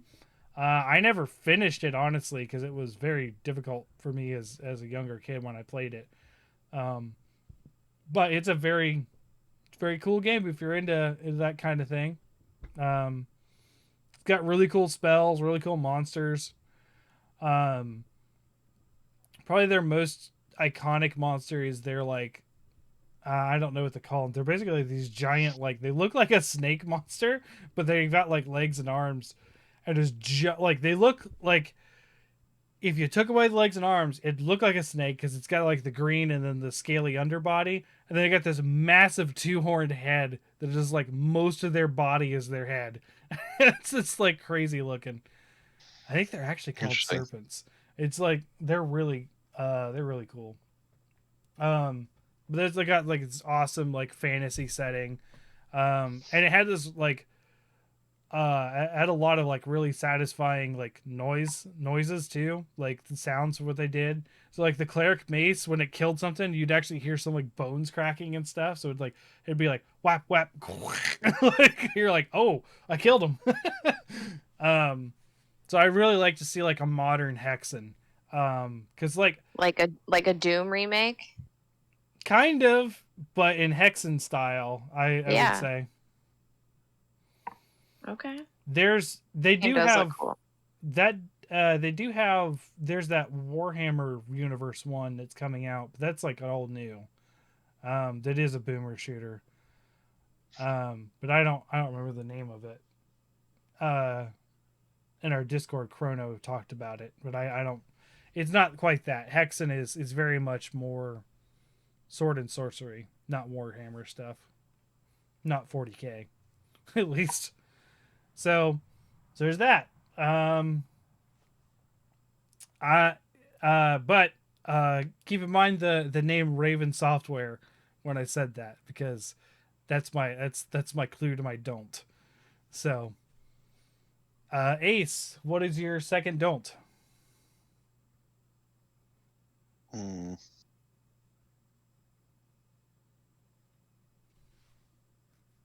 I'm not really sure. Well, you had Did you guys already do Battlefront. yours or? You're the first on the list, so we did one each. Welcome to.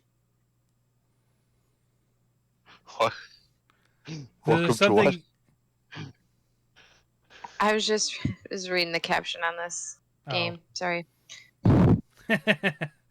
So, yeah, you're leading us off with your second don't because we've all done Well, one. I'm not. See, and here's the thing yet again, though, because like my gaming experience is usually that I don't really pick up stuff that I'm not interested in or that I don't already think Okay, I'll enjoy. So it's but hard for me to find stuff that I don't really like.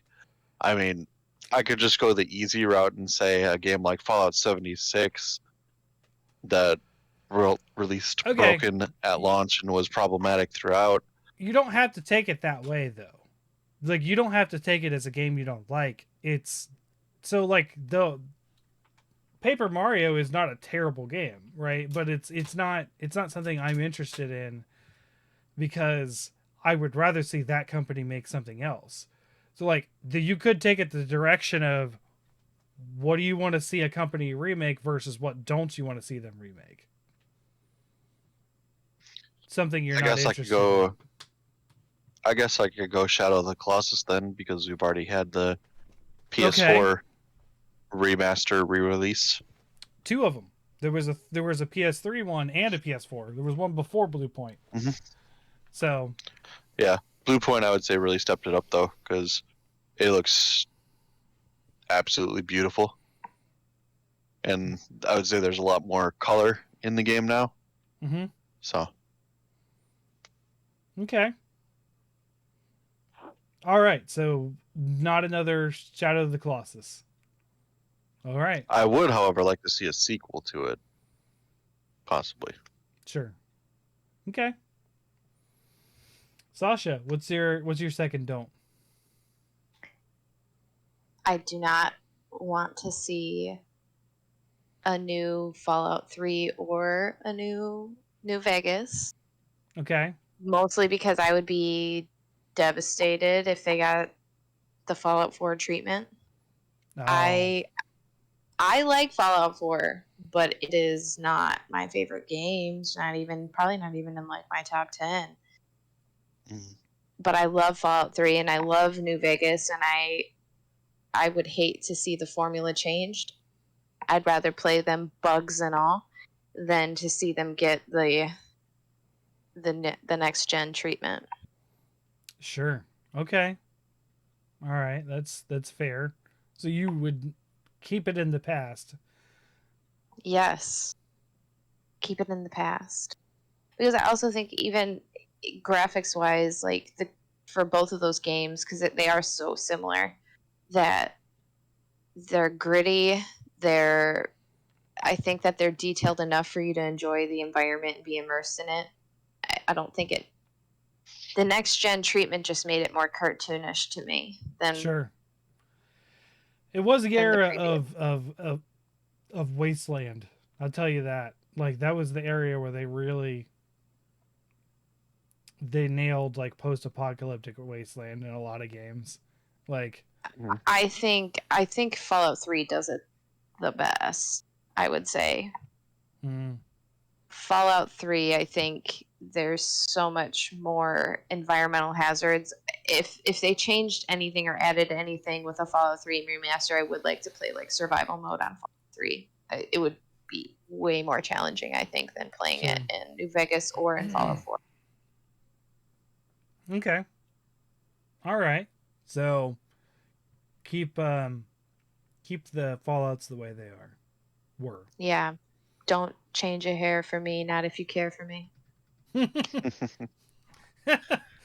Now that sounds creepy. That's right.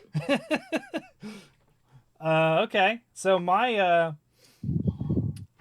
a little generic, but like I said, Raven Software, who originally created Hexen and had such a great start, they went on to create a bunch of Call of Duty games.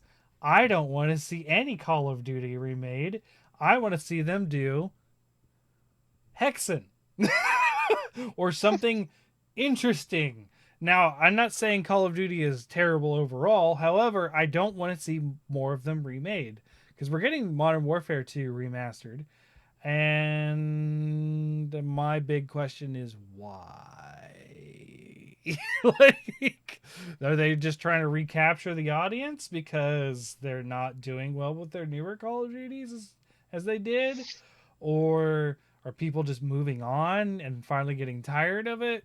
I don't know, but whatever the answer is, it's not remake Modern Warfare 2 in my eyes. It's just not. So stop. Don't. I don't want to see. I love Black Ops. I don't want to see Black Ops remastered. I won't get it. I won't play it. Like, I want to see Raven Software, do their creative thing they used to do. Now, unfortunately, it's been so long, none of those people who made Hexen are left at Raven Software to my knowledge. So it's a moot point to call out Call of Duty, but it is the same company and they would have, as far as I know, the rights to Hexen. So that's my don't do more Call of Duty remakes. Make new ones still. I don't care. Just don't focus on remaking those. So there we go. So now we're down to our third do. Ace, what's your third do? I would be interested in seeing a remake of the Star Wars Clone Wars game that came at least with my Xbox back in the day as a 2-pack with a Tetris game. Tetris and Star That Wars. one had Okay. it was a weird combo pack that came with the console. But I'd be interested in seeing that game remade and retooled with like a modern engine and play more up on the Clone Wars part, because there is like a whole Geonosis part. Yeah. And you do like battle like the tanks and stuff from what I remember. But I'd like there to be like actual like, because I don't remember there being clones and droids on the ground, which was one of the more iconic parts of the movie. Was when they're all fighting and then one of the droid ships drops down and you've got the dust just like engulfing the whole area and you've got laser blasts going back and forth between the dust and everything. That was definitely one of the more iconic scenes of the movie. So I like to see that, or possibly one of the original Battlefront games. I don't know if they had the Clone Wars in it because I never got to play them, but like a Clone Wars game where you actually focus more in on like the ground and space battles and have like actual presence of characters there. Both of them had battles from both the sequels and the prequels. Mm-hmm. So yes, they did. Although I do remember there was a very frustrating point in the Clone Wars game I played where you were basically battling this giant like Sith defense system or whatever, and it was just insane. Okay. Yeah. No, I was trying to think. Battle for Geonosis was specifically in one of the original Battlefront games, because that's where I played it. But you also had stuff like Bespin, were the original, and Hoth. Everyone always does Hoth. Hoth is in every Star Wars space battle game. Yeah, because in the Clone Wars game that I forget exactly what it is, but I think you like enter as a Jedi when the battle on Geonosis has already begun, or you're like leading up to it or something. It's been so long since I've played it, but I'd like to replay it, but have like an engine that can handle like putting droids and stuff on that and have it like actually affect you and have it affect the battle. Okay. Because you did get to fight those giant two-wheeled missile launching droids, Yes. but I don't know. It didn't feel like too much of a challenge to fight those. So Okay. Another Star Wars game. I like Star Wars, and It's like true. all these new properties have reawoken the kid inside me. Like I said, watch Obi-Wan if nothing else. If not The Mandalorian, not Book of Boba Fett, definitely watch Obi-Wan. It's very good. I mean, I eventually will. It's just a matter of, I don't know, getting through other things that I'm playing and watching. So, Hmm. I always have this idea that Chance is going to watch this stuff with me, and he just watches anime too. So there's that. So okay, so Attack of the Clones. Yeah, essentially. Okay, Star Wars Attack of the Clones was probably an Xbox 360 game. Okay. Original Xbox. Oh, original Xbox. Sorry. Okay. So that's PS2 era. Yeah. Okay. So your last one, Sasha. I want the original Witcher game, Oh, which I have not gotten to play. It was not really accessible to me at the time. I played it. I didn't even know what it was. The first one I played was The Witcher 2, and I got obsessed with The Witcher shortly after that and read a Mm-hmm. lot of the books, and I love The Witcher 2. I love The Witcher 3. I would love to play the original game, but not on those goofy looking graphics. And The I like, mechanics are not very good either. The battle yeah. mechanics are pretty terrible. They feel like playing WoW in a not WoW game. So if they could just take like the story and all of that, but like polish it with Witcher 3 engine, Okay. make it accessible for everybody, that would be nice. Put it on a console, be nice. Probably take away the card collecting. It's probably a Or good idea. not, just give me the whole No, no, original game experience.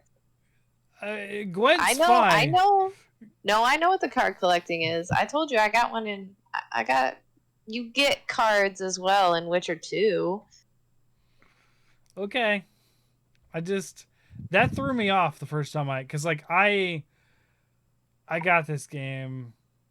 I had just built a computer, so I walked into GameStop and I was like back when they still had PC games, and I was like, so hear me out. I just built a computer, and I want something that is modern, like because I'd never been able to keep up with PC games, even though I've been PC gaming since I was 2. I'd never been had a PC that could keep up with the latest and greatest. So I was like, so what is a modern game that is going to test like what my computer is capable of that sounds interesting? And the salesperson at GameStop was like, well, we have the orange box, and I was like, I know what the orange box is. That's not going to do it. Because that was Half Life 2, and Team Fortress 2. Oblivion was out then. He didn't recommend Oblivion. He didn't. Because But he did. He Oblivion did came out in recommend. 2006. Yeah, it would have been within the time frame. It would have been 2007 or 7 Yes. that I was doing this.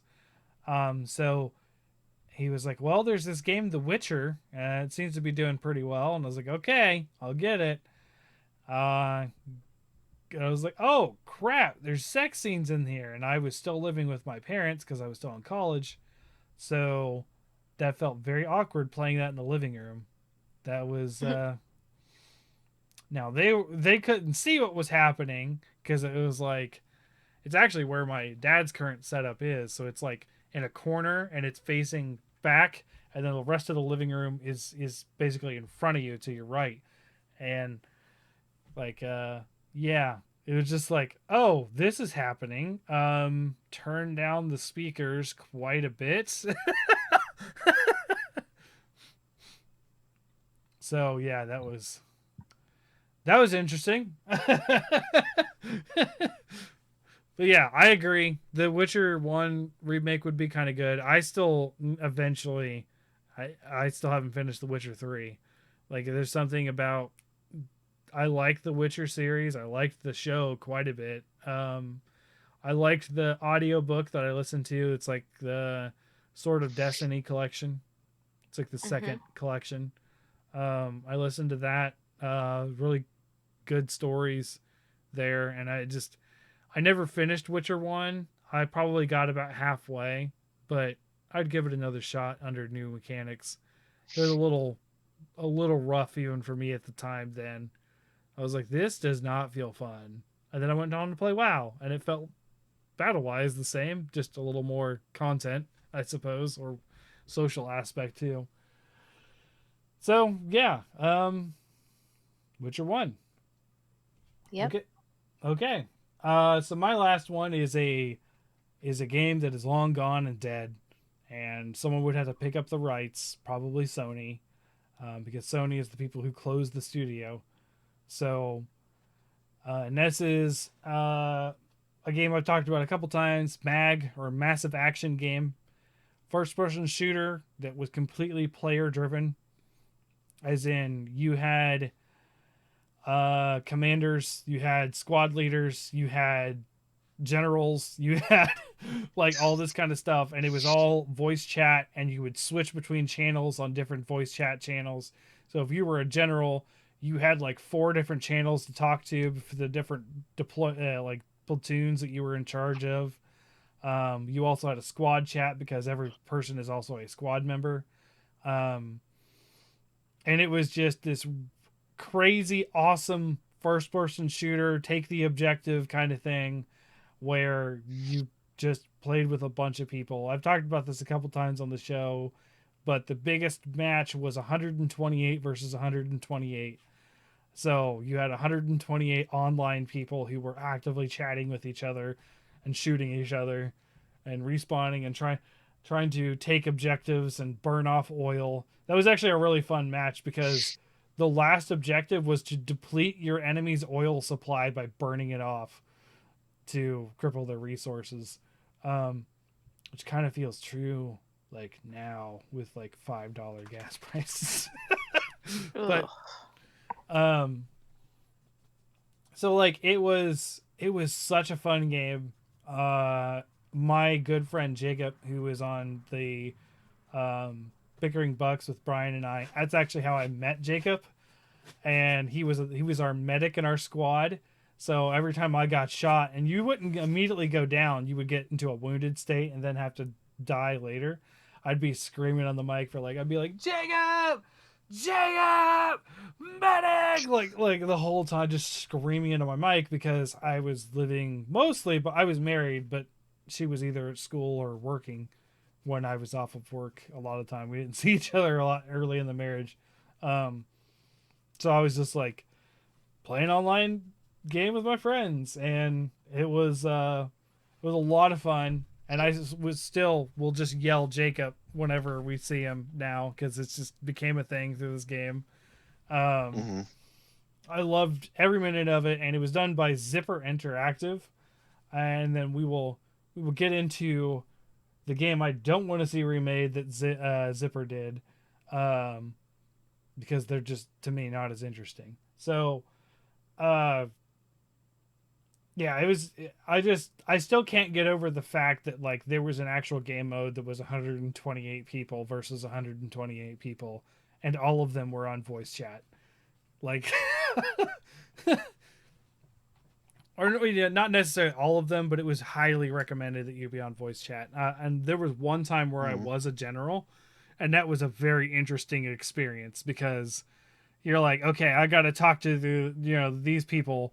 I got to talk to these people. Okay, here's what we're gonna do. Okay, so and you can actually see an overview map of your units versus their units if you're the general and stuff. Like if you had like spy planes and stuff, and it was very intricate and very like fast paced and vehicles that you got to control and stuff. It was super cool, and I just want to play that again.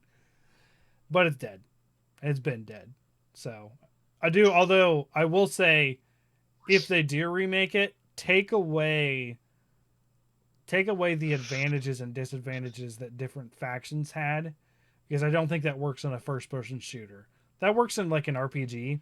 That doesn't work on a first person shooter because what they did was one faction was the middle ground, which were like they had like no advantages, right? They had nothing. And then one faction had high accuracy, low damage, and then another faction had low accuracy, high damage. And guess who always won? The low accuracy, high damage, because you make up with low accuracy by being good at a first person shooter. So Yeah.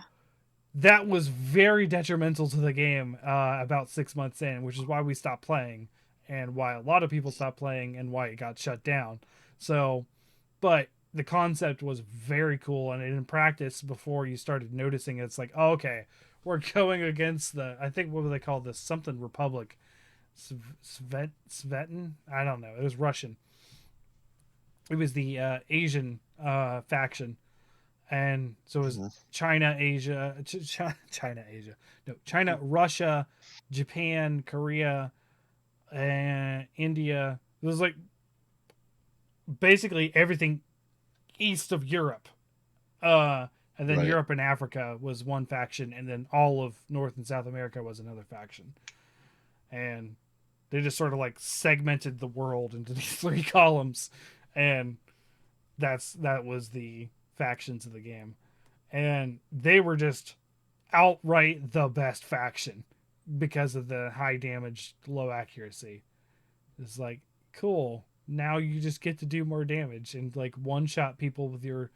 And I was on the Raven, which was the European faction, European and African, and yeah, our snipers couldn't one shot people. Both the other factions could. That's a problem. Yeah, you could headshot someone with a sniper on the Ravens, and it would take away most of their health. So you'd have to learn to quick shot, which you could do. So you'd be like pow pow, and then they would go down.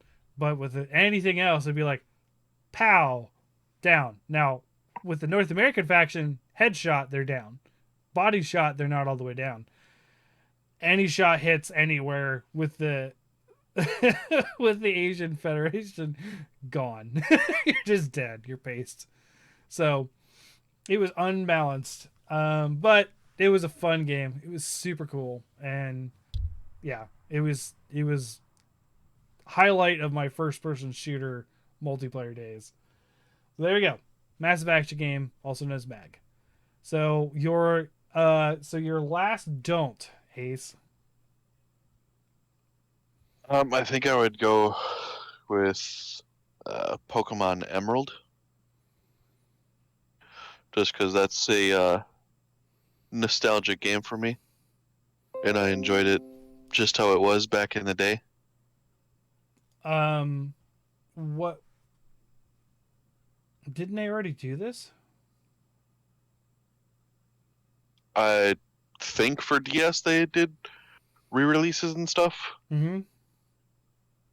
because I know I've seen like the Fire Red and Yeah, Leaf Green and whatever. yeah. Fire Red, Leaf Green, which I think it's funny because like they were referencing the Japanese releases of Red and Green instead of Red and Blue, in the U.S. Mm-hmm. But yeah, they already did something Emerald and something Ruby.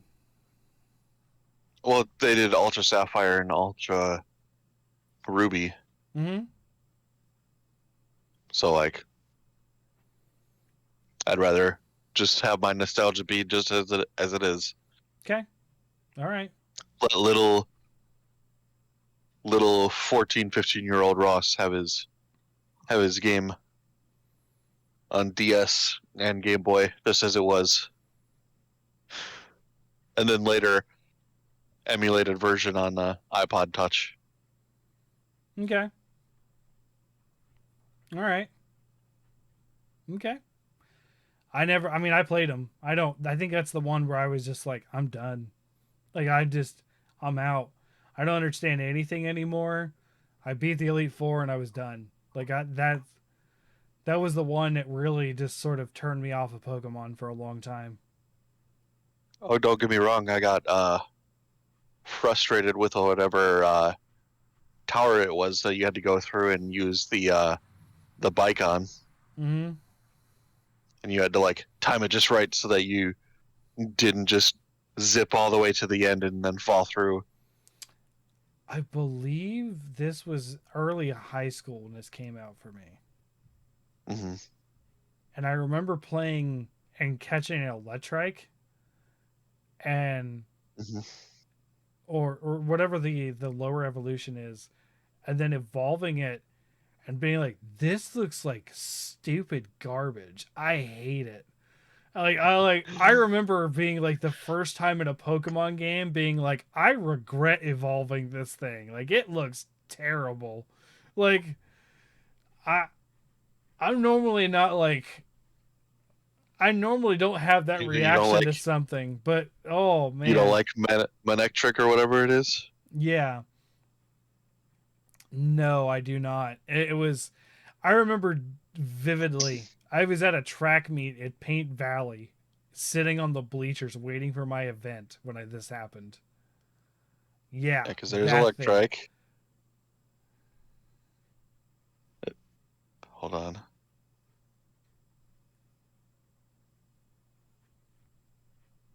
Come on. Tapped on you. Load. You didn't like the evolution. No, no, no, no. That looks terrible. Have you ever seen the Mega Evolution? No, I have not. That looks better, honestly. That looks Really? 100%. I think it Yeah, looks worse. I think the three cone head mountain on his head just looks stupid. Like I don't like I hate it. But like the the lightning bolt like foam finger Yeah, type thing. I don't that doesn't That bother me. That's just normal I always Pokemon. thought That's normal I always Pokemon thought the Mega goofiness to me. Evolution form looks so much worse than just the original. I've never seen the Mega, so until now. Oh, But do you know I remember vividly looking at Salamence? it and just being like, ugh, ugh. I don't want this. So you know Salamence? The Yeah, oh god, yeah, the come on. dragon. Yeah, and Dragon. Have you seen his Mega Evolution? I It have. looks terrible. Terrible. It looks so fucking stupid. Oh no, even the thing doesn't want me to see it. But yeah, Yeah, yeah, I've it seen that just one. uh, You know, so bad. Megas weren't a thing back then, anyways.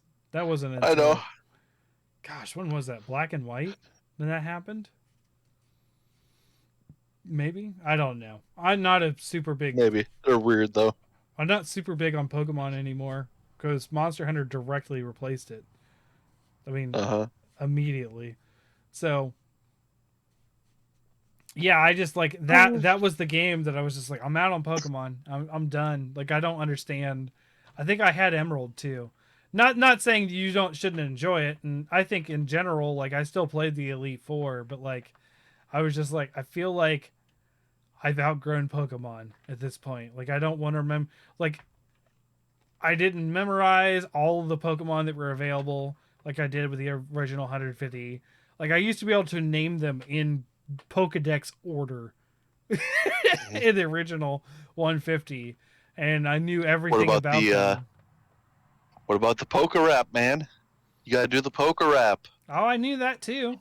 Yeah, I knew the To Be a Master. I had the To Be a Master CD. The first CD I ever bought was Pokemon To Be a Master, and it had the polka rap, it had the theme song, it had some weird love song that was secret from Misty to Ash. It had like Oh no. it was full of stuff. it had the Road to Viridian City on there. If you remember that song. Like it was just I I was I a don't, but I know fan. the Lavender Town song, Bing, the bing, bing, infamous. bing, bing, bing, bing, bing, bing. Yeah. Yep. Yep. All right.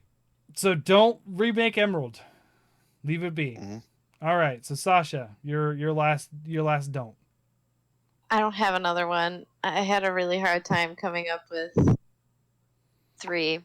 One that kind of came to mind was just kind of the essence of the 90s, like Tony Hawk games, like Twisted Metal, all those ones that had really fun ska soundtracks. I want those to stay. So if they do remake those games, I want the soundtracks to stay the same. That'll be very hard with the way the music industry is these days, Oh, but I get it. definitely. I get it. Definitely. I am That was the best I could come up with. I mean, I have in my current playlist the Mighty Mighty Boss Tones. I am a ska fan. It is a thing. I just feel like that's what I remember the most about playing all of those games. Or like I'll hear one of those songs on the radio and I'm like, ah, Tony Hawk. Oh, that was in Road Trip. Oh yeah, that was a Twisted Metal song. Yeah.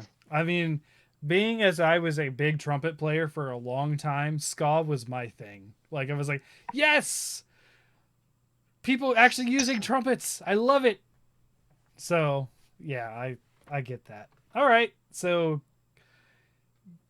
don't remake the soundtracks, I guess. Yeah, All that's right. what I got. Okay. My last one is going to be very short because I know none of you two have played these games. I've never played these games. However, they were very popular for a long time with the first person shooter people, and it was SOCOM, also made by Yeah. Zipper Interactive. And I don't want to see those because they're everything that Mag was not. Like they were squad based first person shooter, kind of like oh, what's that new one by Ubisoft? The Tom Clancy one. Division, Yeah, the Tom Clancy, like, not the Division. The Tom Clancy. You got the operators and they shoot each other. Rainbow Six. Yeah, I think it's part of the Rainbow Six series, but it's an ongoing one. It's kind of like that where it's squad based and you're PvP, but it's literally only so Mag had immediately the very first 16 versus 16 deathmatch. This was like 4v4 or 6v6 ever only. That's it. And it was just a bunch of matches of that. And it was like people really people really liked that kind of like squad based shooter, but Mag did it bigger and better. SOCOM was very small scale of the same thing. So I just don't want to see those.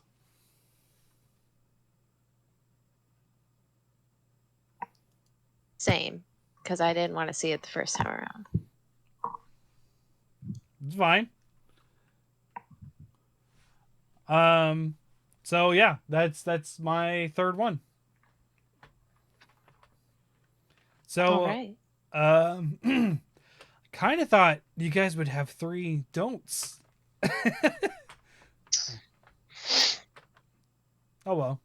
I mean, I had to think of my last ones just before the show. Not like I had these ready the whole time anyways.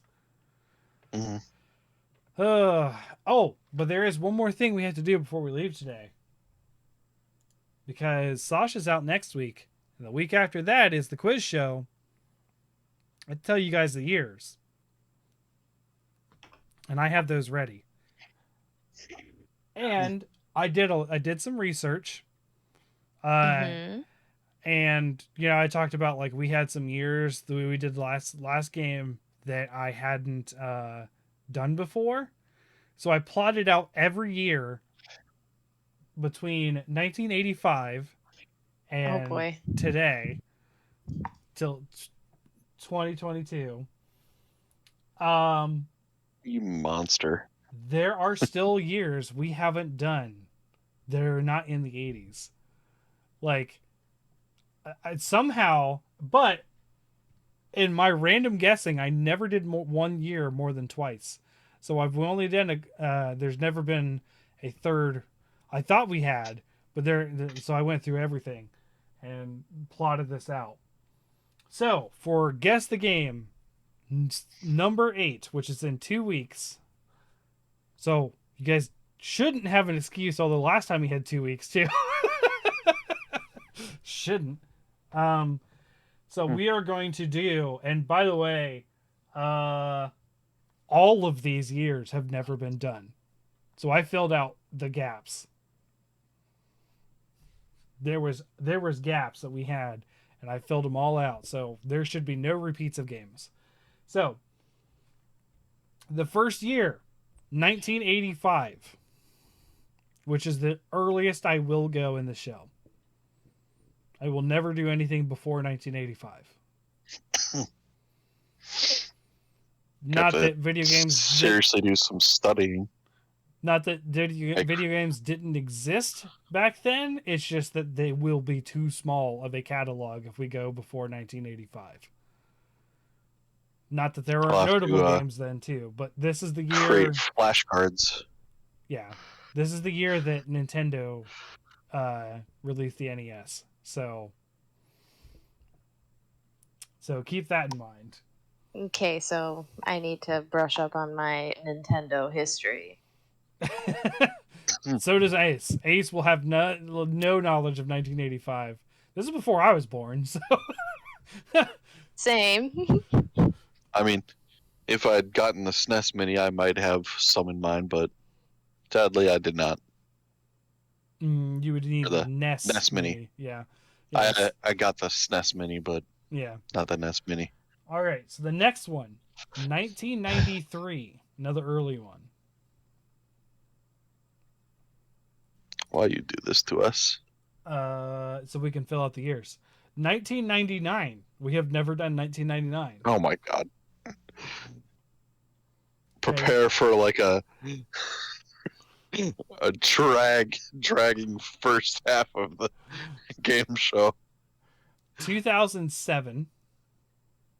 Oh boy. Yeah, I don't know how we missed 2007. So there we go. And 2015. We have never done that one. Okay.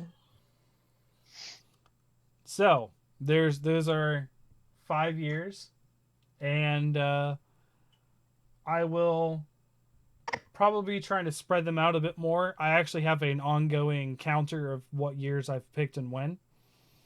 So we'll probably see a lot more. We're probably gonna in the future. I'm probably gonna try to hit 80s, 90s, 2000s, and 2010s at least for a while, and then have a wild card year in there to sort of space it out. Because I'm not going to do 2020 and 2021 too often. That feels like, it's between 2 years. So it'd, like, if I made that one of the categories, it would pick it all the time. But so so that's the years. I got them drawn out, and I'm probably going to try to get the questions done this week so I don't have to worry about it. So we'll see if I do.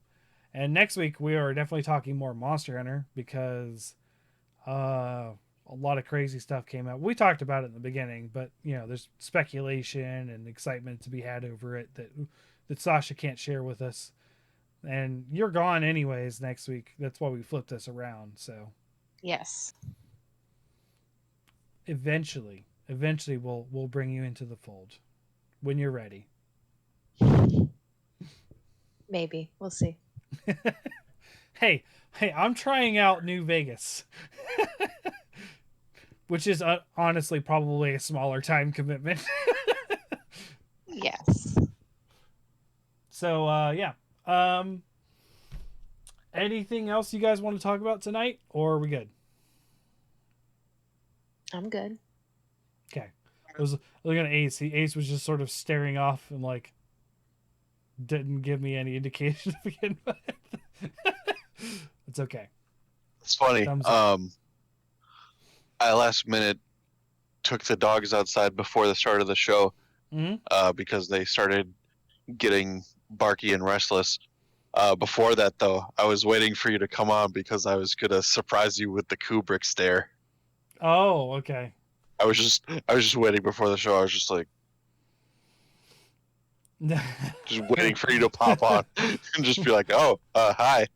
Oh, speaking about dogs, so not only the stuff I had with Blinky, Cece came up with a very interesting thought, and she said it this way exactly. What if every time Mhm. a dog barks, it's just saying the F word? That was just hilarious to me. So now, every time a dog barks, I can only think of them just F bombing the whole time with every bark for every Mhm. situation. So your dog's like barking in the window, and you're like, "Hey, you watch your mouth. There's children around here." Right, exactly. And she came up with this idea. Now, she did say the F word, she didn't say the actual word. I was like, where did you come up with this, you crazy little girl? And she says, I thought it was funny. And I'm like, it is funny. They think it's funny when I cuss now. That's just been a thing lately. So she put it all dogs cuss all the time. And Instead of all Emery's dogs, but I have It's all dogs. canon.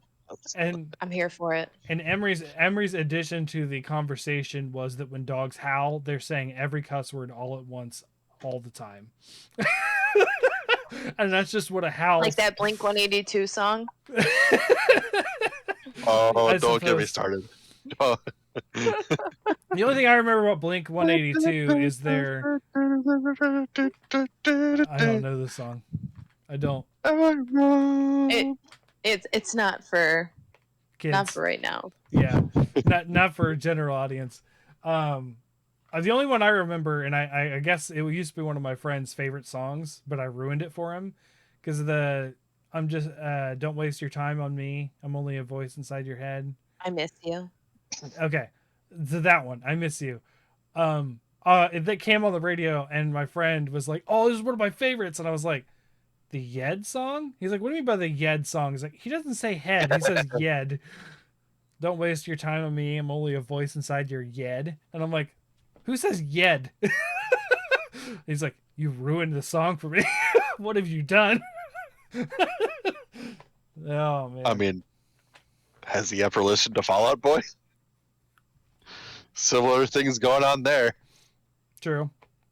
I'm very bad with bands I don't follow very closely, and sometimes I'm very bad with my own bands on recognizing things. So, Mm-hmm. anyways, thank you guys for watching tonight, or listening, and we'll catch you next week with some awesome Monster Hunter talk while Sasha's away doing stuff. And then after that, we'll be back for another quiz show, and then also probably some first impressions of Sunbreak because it will have released just a few days before by that point. Mm-hmm. So, sorry, Sasha. It's going to be a little Monster Hunter heavy for a couple months. I might continue playing it while we're recording. I can't do that. I cannot do that. I have never played a game while recording in the 5 years I've been doing this. No way. All right. So thank you guys again. And oh wait, I got to do the outro stuff. Um, follow us at Hunters Hub Pod on Twitter and Twitch to see updates and that kind of stuff.